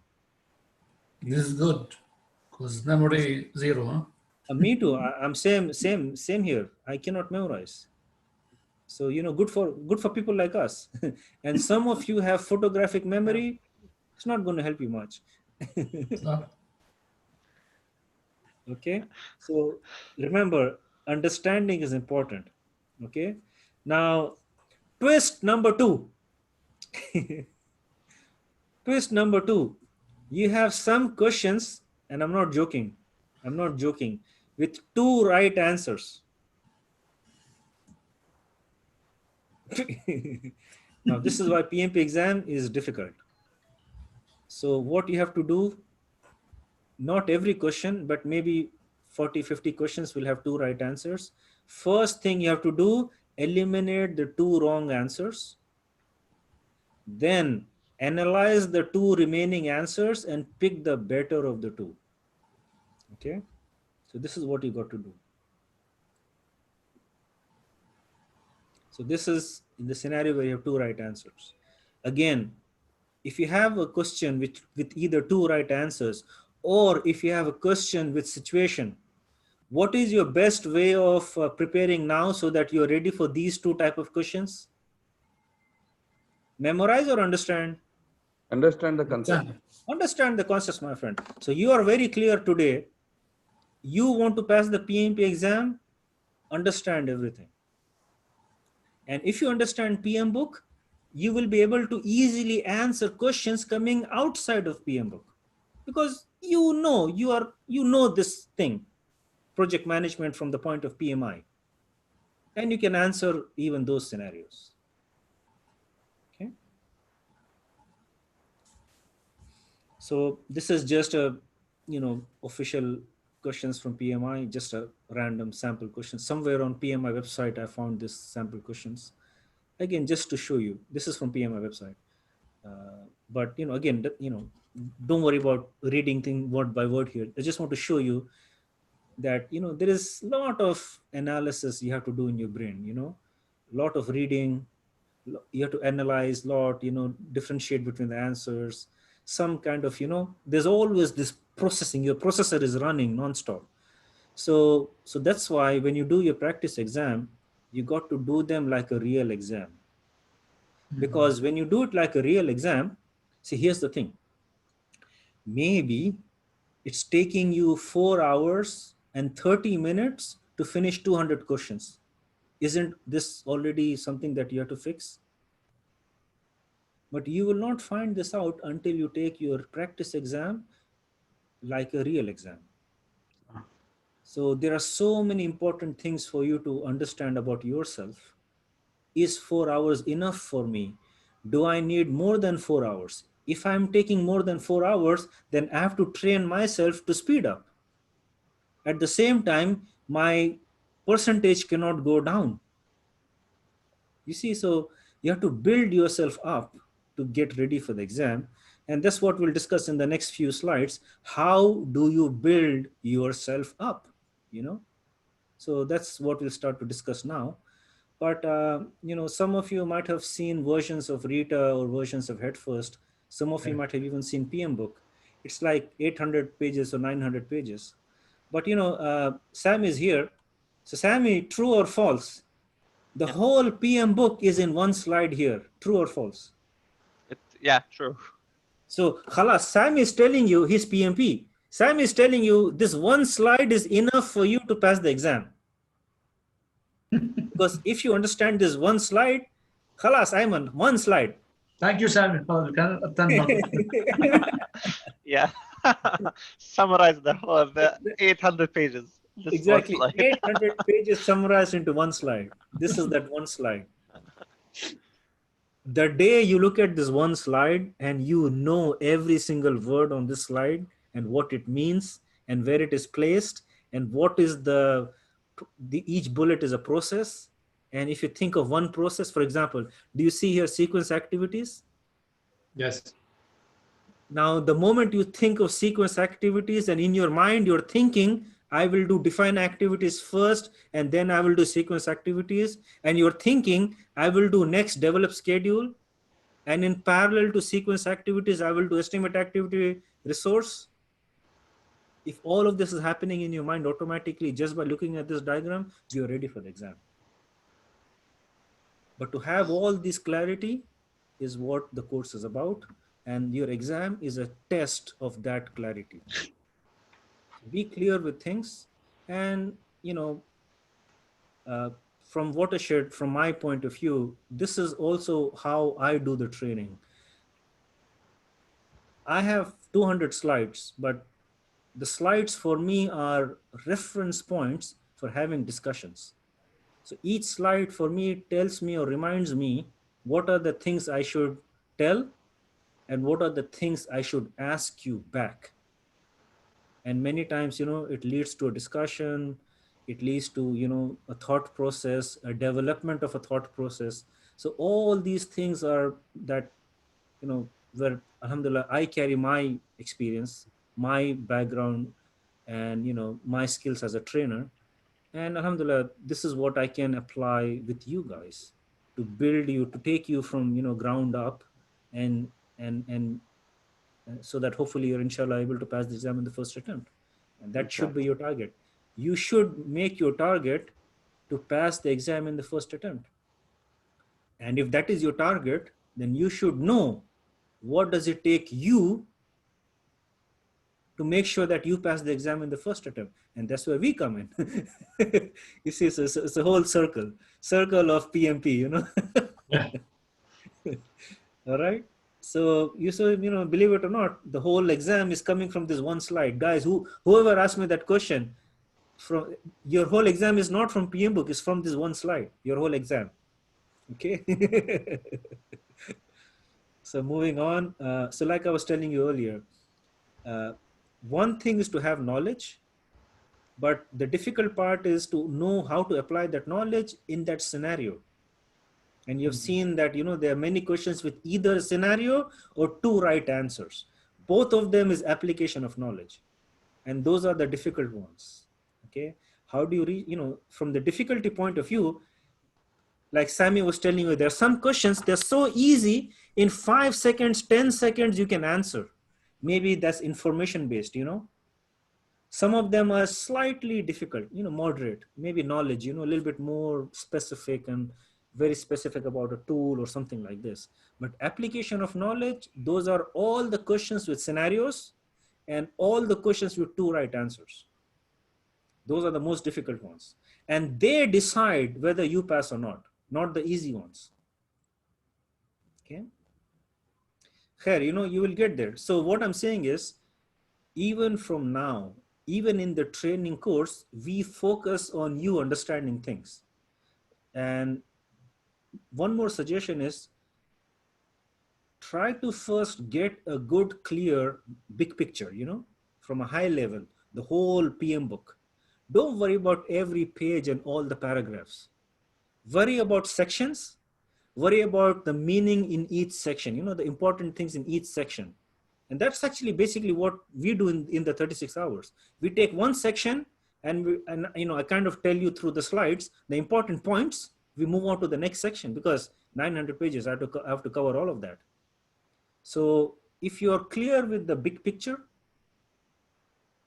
then later on, when you read the book on your own, it's very easy for you to relate because you have this big thing in your mind, clarity in your mind, because you've seen the whole thing from the top and you understand the whole structure, the whole methodology. And Amjad, just because we had a call about this is exactly the thing that any one of you would need to get prepared for the exam is start from a high level and then you gradually you zoom in. Okay, so now in terms of the exam preparation, let me just show you the steps again. I think you're familiar with these steps. This is like a recap of the whole process of exam preparation. Followed by this, we will do the exam preparation strategy. Just 2 more slides. Now, you will go to pmi.org and start your application and all that. At certain point, you submit your application remember the day, from the day that your application is accepted, from that day, you have 12 months to take the exam. Now, you can take your exam here, you can take your exam here, doesn't matter. We don't have time. You have time. We don't have time. Now, in your case, yes, Ayman, yes. In your case, cut this in half and delete the second half. You don't have time. You have only 3-4 months maximum. Okay. Yes. So, so maybe not 12 months, 4 months for you. Otherwise, it's going to be a little bit of a nightmare for you to take the exam next year. Even for me as a trainer, I'm not ready. I mean, I still have to wait for them to release the material. I have to study the material. Even I have to go through a learning curve, It will take time. I think it will take time. Yeah, Not directly will yeah. So you guys, you have a sweet 4-month window. Imagine we have a course, our last course, we're going to start in November 1st, last course, and we'll finish in November. Those poor guys will have maximum 2 months. At least you guys have 4 months, Now, remember the PMI membership, I told you guys, my suggestion to you, not my suggestion, my strong, even recommendation is a request. It's almost like a thing, I want you all to be PMI member if you want to take the exam. And I've shown you the benefits. Now, the problem is your PMI membership is valid only for 1 year. And it doesn't matter. Become member like in now or in the next couple of weeks, but become a member soon. Because as soon as you become PMI member, you can download PMBOK 6 and all the other 15 books, roughly 15 books. Okay. Now, actually, in your case, you don't even have 10 months. In a normal class, I will say, okay, you have maximum 10 months, considering this timeline. You have maybe just half of this, maybe 4 months, not even half of this. Now, what do you do in this from now till December? That is in the next slide, and this is the last slide for today. And what do you need? So basically, you're going to be taking the course, which is going to be 36 hours. And you got to spend, you have to be ready to spend your own 120 hours to 150 hours. Now, what are you going to be doing in that time? You have to get hold of one of the books, either Rita or Head First. Rita is very descriptive. If you like to read, if you're a person who likes to, read in detail, Rita is the good option for you. If not, Head First does the same job with the easy approach. Now, Sammy is a fan of Rita. I'm the fan of Head First. So, and he passed his exam and I passed my exam. So it doesn't matter what book you choose. Whatever book you're choosing, Head First or Rita, I always think of adding the names here, Head First and Rita. Maybe I should do that now. But this one, Head First and Rita, will read it parallel with this course or after the courses? From the second week, you can start reading the book. So not this week. No, sorry. From the weekend, the weekend you're coming now. So if you continue with the course tomorrow, I will have two classes with you. In 2 classes, I will finish 3 chapters because those are introduction. Okay. So from this weekend, coming weekend, you can start reading from Rita or Head First. By the way, you need to read only from one book, either Rita or only Head First. You don't have to read from both. I think, Mr. Salahuddin, before coming to your class, if we make our own preparation, reading, I think it will be more helpful. It's my understanding. It might be, but there's a possibility that you will always find yourself, losing traction. Okay. You have to put a lot of effort before the class to know what they're talking about. Yes. Flip this by only 1 week. Wait for just 1 week.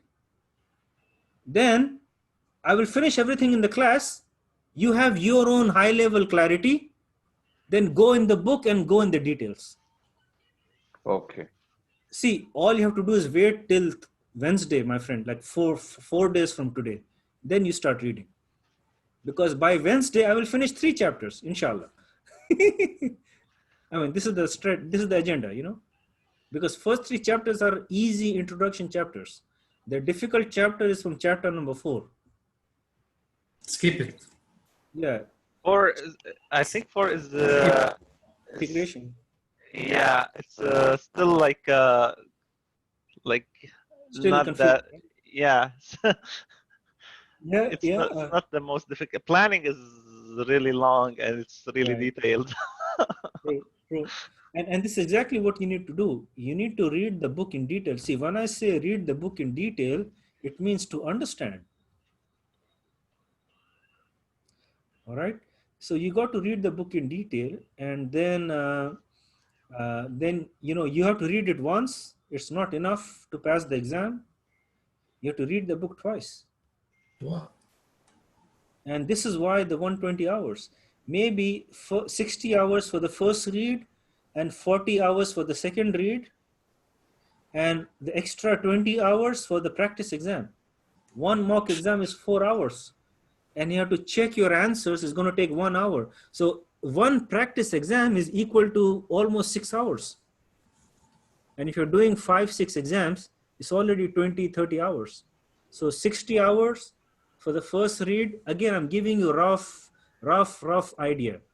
Maybe you need less, maybe you need more, I don't know. 60 hours for the first read, 40 hours for the second read, and 20 to 30 hours for the mock exams. By the way, please don't do mock exams until you have read the book twice.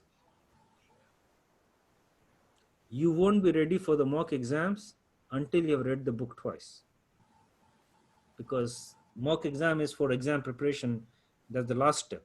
First, be clear with the concepts, my guys. Guys, you will not be clear with the concept in the first read. Don't go for the mock exam. Why go for the mock exam right now? First things first. Be clear with the concepts. To be clear with the concept requires you 2 times the read. All experts, all trainers make the similar recommendation. Got to read the book twice. You're talking about here, read the book, the Rita or the Head First. Yeah, so you have 3 books to choose from. PMBOK, Rita, or Head First. They're all same. All 3 books are the same, telling you the same thing. In a focus on one. We will focus on one. Focus only one. And also don't read. My suggestion is either pick Rita or pick Head First. Coming to one question, which edition we are with Rita now? 6th edition, is it? No, Rita is 9th. 9. Head First? Head First 4th. The latest. Because each book has their own series, So Rita is right now in version 9. Head First is right now in number 4. And of course, PMBOK is version 6, and version 7 is going to come out. So you said Head First is easier than Rita? Head First is easier than Rita to read, yes. But, see, God has made all of us different. you know you're a person who wants to read or who don't want to read. If you're a person who likes to read, and each of you, like mashallah, I have almost 12 people here roughly, Sammy maybe 13, but each of you is different, and you know what is your style of learning. Your style of learning is, I want to read to know, or Habibi, make it easy for me. I am the second type. If somebody can explain me, I will tell you, Habibi, yalla, faddal, let's have gawa and you explain to me. For me, this is easy. But some people say, no, I want to read. It's, you know, for you, it's Rita. Sam is that guy. Yeah. I like to get into really He likes to detailed read. explanation. You know, I'm the guy who will never read a manual that comes with the products. You know, like camera comes with a manual, I never read. I will plug it, I will play with it and figure out. But sometimes I learn the hard way, you know. Like when I got my motorcycle, I learned the hard way about the brakes. But anyway, that's another story. See, when I was young, meaning that when I was in college, the 100cc motorcycles, you have to apply only the rear brakes in the 100cc motorcycles. But in the heavier bikes, they have hydraulic brakes, and the front brake is more important than the rear brake. So this part, I wish I read the manual first. But like I said, you're the person who throws away the manual, or you're the person who first read the manual before, first thing you unbox anything. If you're the person who read the manual after you unbox anything, you need Rita. That's weird. I actually do that. This is the first time that I thought about it this way. I know. So you see, now if you take the 120 hours, this is how they divide. Now it doesn't matter whether you're reading Rita or it doesn't. By the way, don't get me wrong. Head first will also be time consuming to read, because your idea is to understand the concepts in detail. Okay, so that's why the 120 hours, roughly 120 to 150 hours. Now, what happens if you read the book once very well, you read the book twice very well, now you do the mock exams, your target is 80% and you're getting 70%. What should you do? Then the solution is, you got to read the book the third time. I'm not joking. Now this is all the formula that we're looking at to pass the exam in the first attempt. What's the difference between step number 1, 2, 3 only and doing step number 1, 2, 3 and requiring to do step number 4? Like in my case, in my personal case, I read the book twice. By the way, I read head first, obviously. I cannot read Rita. I read head first twice. I did practice exam, step number 3, practice exam. I was getting 70%. And in those days, my mentors, they told me, read your book again. And all I did, by the way, this third read was very fast.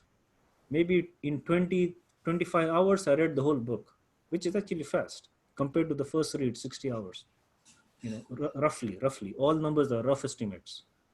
I read the third book maybe in 20 hours, like in maximum 1.5 weeks, I finished reading the book automatically. And I don't know what I learned much more. I learned a few things here and there, but automatically from 70, I was on 80%. Because in my case, I needed the third read. So, and you can do this, read one is minimum. You do the 2 reads, don't do very fast, read to understand, do your mock exams. If you're getting 80%, maybe you're good. Do 3, 4 more mock exams. If you're getting around 80%, good, you're ready for the exam. If not, do the read the third time. All right. So this, in summary, is your exam preparation journey. And this is the this is the last slide. So yalla, open for all questions.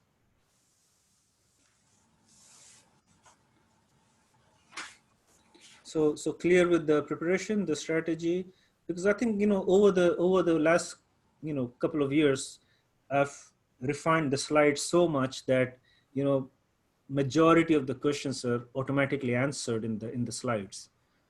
But if you have this is what it is. This is what your exam preparation journey is about, and now you have a very clear, measurable approach to how you can prepare for the PMP exam. And never go to your PMP exam if you're not getting 80% in your mock exams multiple times. Yeah. I learned that the hard way. Yes.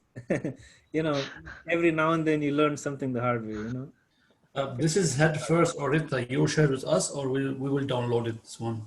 No, we have the original books. If you want to get from us, we have the original books, the hard copy. We have the original book from the publishers, the original books. We have them. If you want, what is the current price for them? I think it's 550 for Rita and 450 for head first. We're talking Qatari riyals, of course. Okay. Okay. Maybe I should share the the registration details with everyone. Would that be a good idea? Yeah. Yes. Yeah. So I think in the chat window, I think Sammy is given the names and also the current versions. The Rita is 9th edition and Head First is 4th. I'm gonna now I'm sharing all like the registration details, the fees, the books, and the dates and times of our current courses.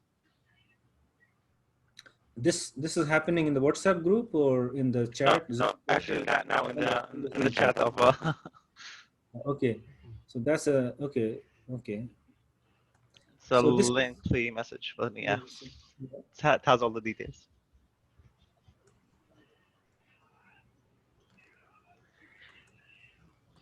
So there you go. This is what it is. Yeah.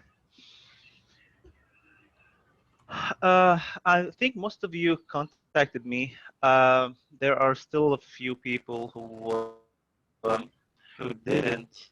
Would actually really appreciate it if I get the numbers of everyone in order for me to help you with your PMP journey. Maybe add you to the revision group, which we do. Yeah, Sammy. Which we do every yeah. Revision group. Thanks for bringing it up. What? Yeah. Can you tell us about the? I think the revision group. I almost forgot. I'm glad you brought it up. So the revision group is open for like today's session is open session. We have every Tuesday revision session that you can join. This is separate. This is it's open session.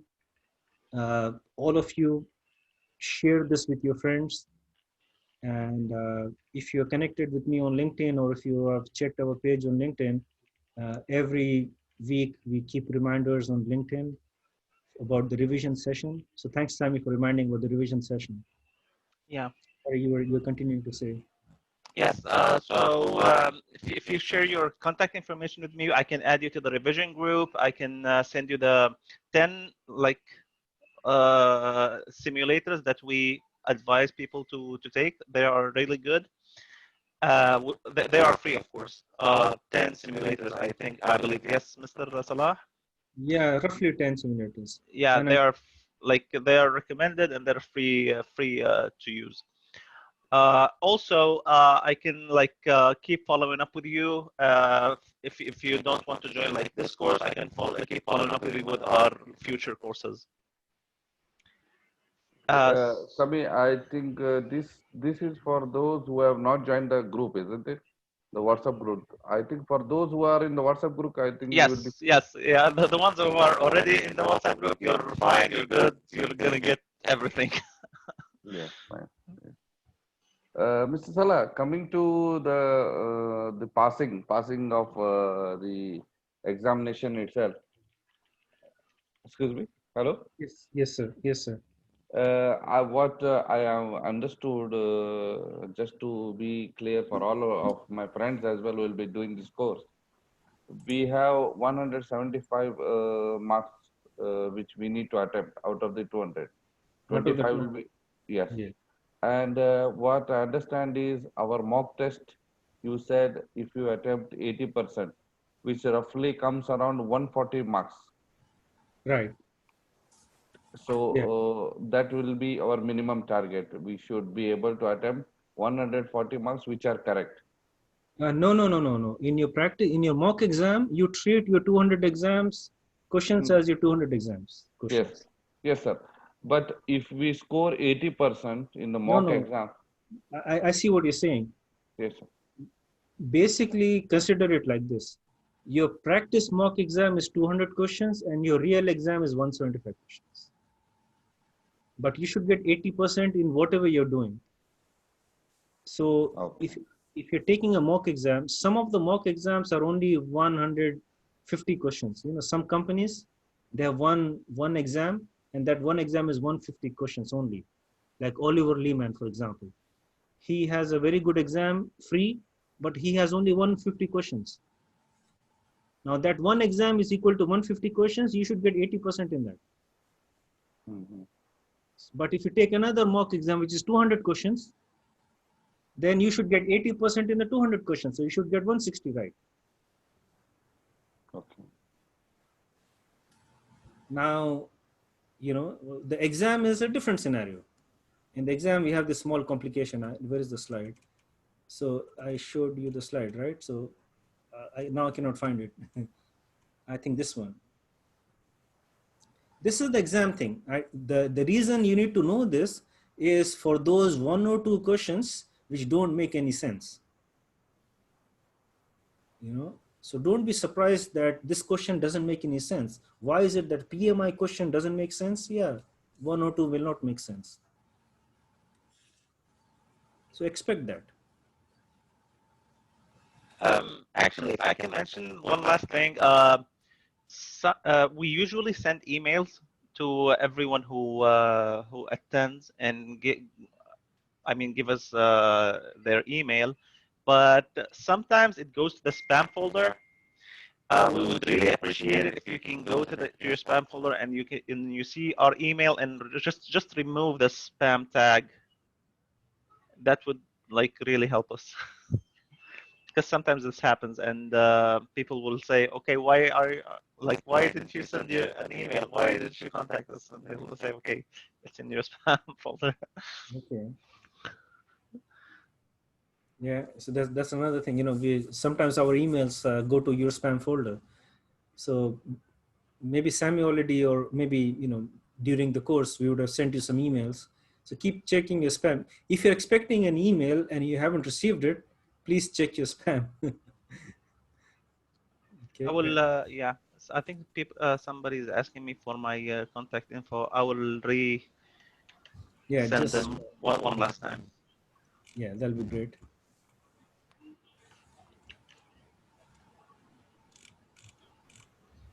Just post it to everybody. Yeah. Yeah. Okay. And if you haven't if you're not part of the WhatsApp group, maybe this is another thing that you can also do. Fill the contact us page. Oh yeah.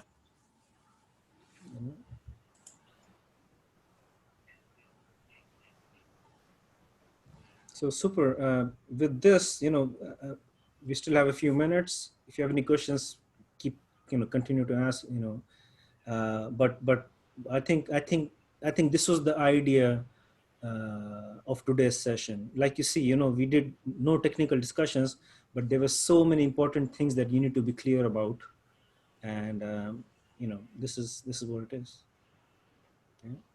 And in all cases, you know how to get hold of either Sammy or how to get hold of me. My email address is here. So this is my email address. Should I post it here in the group? No, I think when you fill the contact us page, or when you click on this link, if you send the email to Sammy, that's also good. If you send it to info@Watershed PM, then both Sammy and I get that email. So there's more than one way. See, now, I'm least worried about you getting stuck in figuring out how to reach to us. I'm sure all of you know how to reach back to us. So, khair, inshallah. I think, yeah, if I may say one last thing, the thing that really helped me commit and study for the exam is an advice that Mr. Nasser gave me, actually. Mr. Nasser is the trainer who, I took the course with Watershed, and Mr. Salah was like doing the Friday classes, and Mr. Nasser was doing the weekdays, the Sunday, Monday, and Wednesday. So I took the weekdays, and the advice that he gave me is that after you finish the course, straight away book the test. Straight away. Don't wait like a single day. Just like, okay, I will need like a month or two to prepare. Okay, then book the test now, and this way will help you commit and start studying and preparing for the test. The thing that he said, that if you don't book the test, you're never gonna get certified. Yeah, because what you do is you keep procrastinating. I will do it next week or next week and next week, and you have only 4 months, my friends. Yeah. There's no next week now. There's khalas, not even bukra. Al-an, now. Actually, I believe I'm the only one who got certified in my class. We were like 20 people. Yeah. See? You are the only one.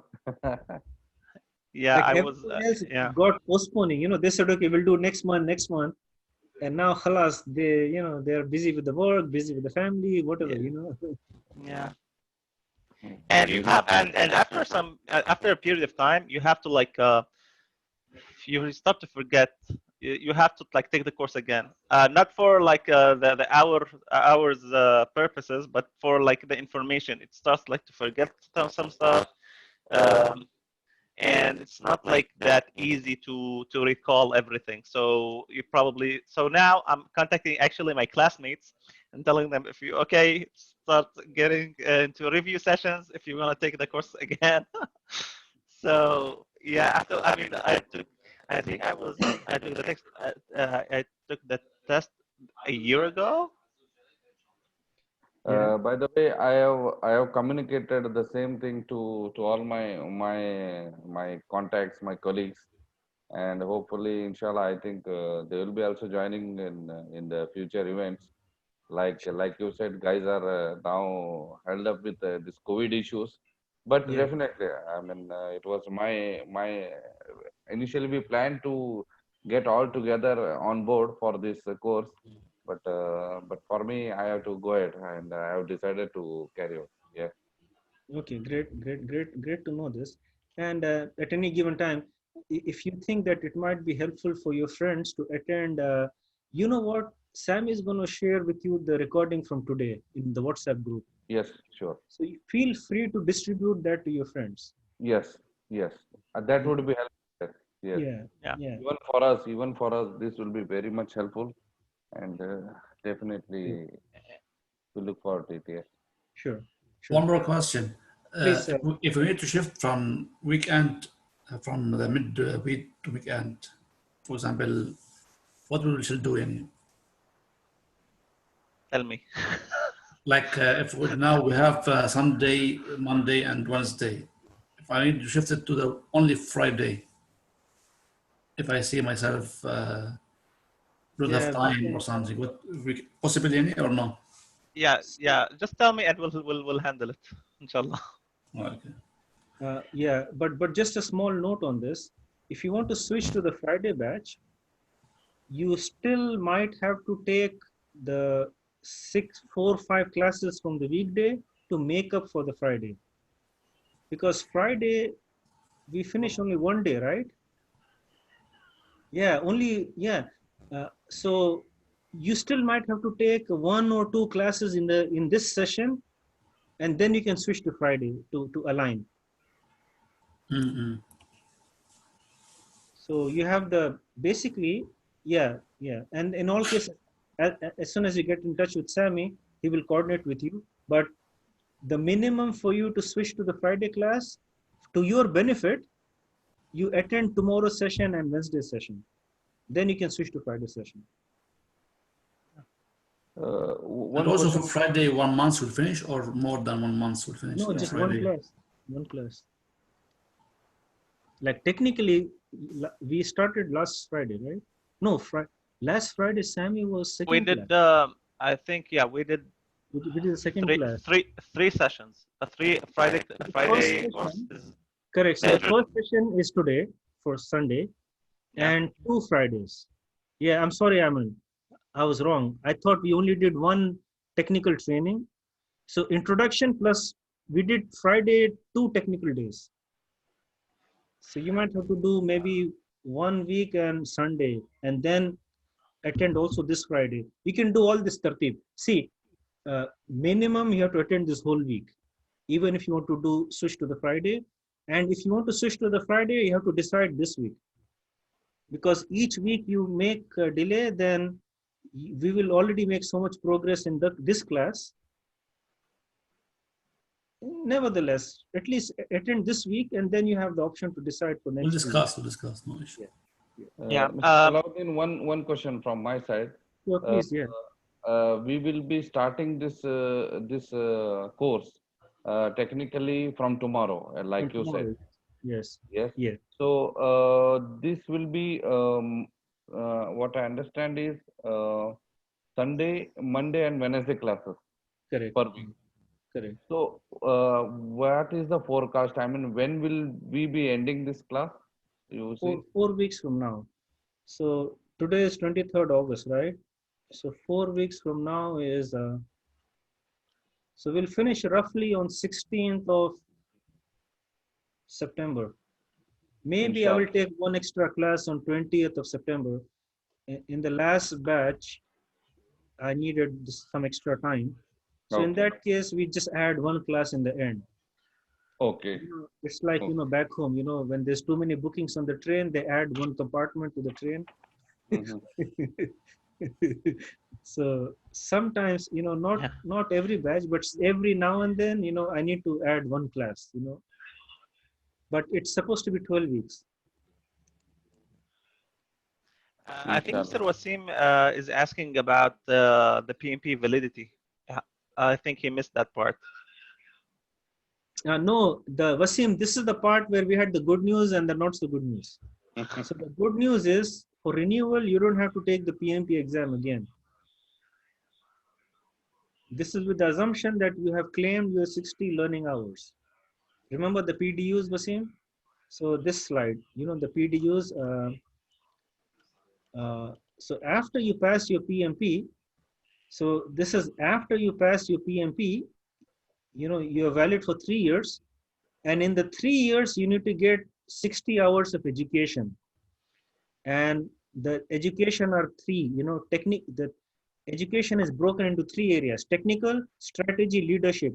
You must get 8 hours leadership, 8 hours strategy, 8 hours technical minimum. And these are the examples of the topics. These are examples of strategy topics, example of technical topics, example of leadership topics. This is just examples, So I think, Wasim, I hope this is answering your question. I think people can claim PDUs from this session, right, Mr. Salah?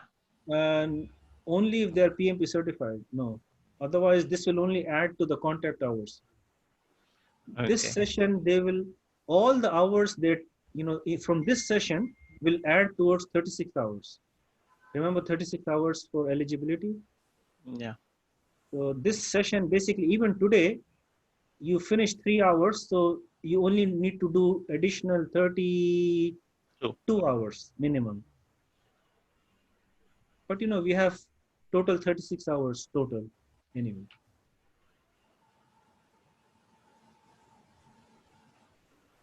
So I don't have any inputs from Wasim, but I believe, Wasim, this is the answer to your question. You can unmute yourself if you can. If not, just confirm in the chat, or if you have a follow-up question. Mr. Salah, one question, what is Please discussions keep on ask coming? all the questions you have. Today's idea is to clear your mind of PMP. From tomorrow, you focus only and only on technical stuff. Yes. The thing is, once we take this exam, the result will be declared immediately. Yeah, immediately. We can know the result, or immediately. The longest 2 minutes you spent. The longest 2 minutes you spend after the exam. Longest 2 minutes. I swear to God, when I finished the test, I didn't know, like you don't know after you finish all the questions, you don't know if you answered correctly or not, and if you're passed or not. So yeah. I swear to God, I did this, like after I finished the test, I did this. Oh, you are praying. You are praying to Yarab. I closed my eyes. I didn't want to like look at, because like I failed at my first attempt. Yeah, of course. And the second one, I said okay. And after the first attempt, I was like, I'm never gonna get certified. This is so hard. This is way too hard. I'm never gonna get certified. And Mr. Nasser called me, and he said, no, don't feel that way. This is like your first step, and inshallah you'll do it on your second attempt, and book your second attempt now. So yeah, give yourself a week to like be sad. Oh, good. And then like a week to prepare, and then خلاص, go do the test. So I booked like my second attempt was like after 2 weeks. The first week I was sad and depressed. So you guys will be helping us in this process of booking examination and registering all this stuff. Everything, yes. Yes. So our support is end to end. Until you take your exam and you pass your exam, we'll support you, inshallah. So there is a lot of things that you need. So that's what so you're consider that you're covered from all perspectives, and whatever it takes, we are with you. Inshallah. So Mr. Wasim is asking me when the course will start. So for this batch, the first class will be tomorrow. Today was a public session. It was an introduction session. The official course will start tomorrow, inshallah, 6 p.m.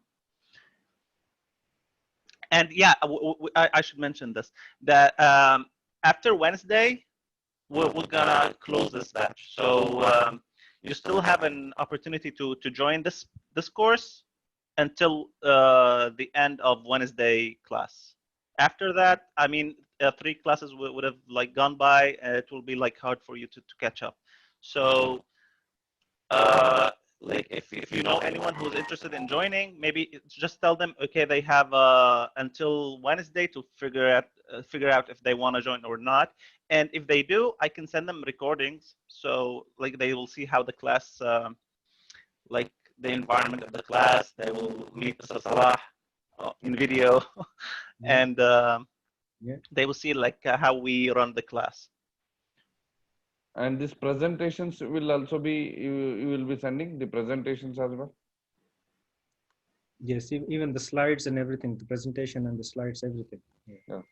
So all the material that you see, you will get. Sure. Okay. Fair enough.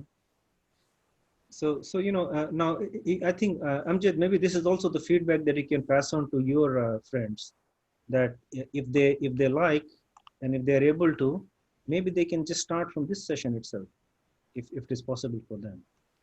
Yes, I will do that. I mean, yeah, I have told already couple of guys. One of the aspect is this COVID issue. Guys are just coming out of that mindset. That mindset is It's We are difficult all, also. yeah, it's very difficult. So, Mr. Sami, you will contact us now in one by one, or Yeah, after the session, I will. I think, Mr. Ayman, you're part of the WhatsApp group. So after the session, I will send the recording on the group, and then I will send all the PDF files. And if there's anything else you require, you just send me a message or send it on the group, and I will help you, inshallah. So Mr. Wasim is asking what's the difference between the batches. We have two batches, essentially. We have the weekdays and the weekends. So the weekdays are Sunday, Monday, and Wednesday from 6 till 9 p.m. Doha time. We have 12 sessions, so it's like 1 month course. The Friday batch is only Fridays from 1:30 till 6:30. 1:30. 7:30? No, 1:30. We increased half an hour. So last class stopped at 7. So 1:30 to 7. So 1:30 till 7. Only Fridays. We have 8 sessions. So about 2 months. So like depending on your schedule, if you're like free on weekends, you can join the Friday batch. If you're like, you can like take out 3 hours from your schedule, you can take it during the week.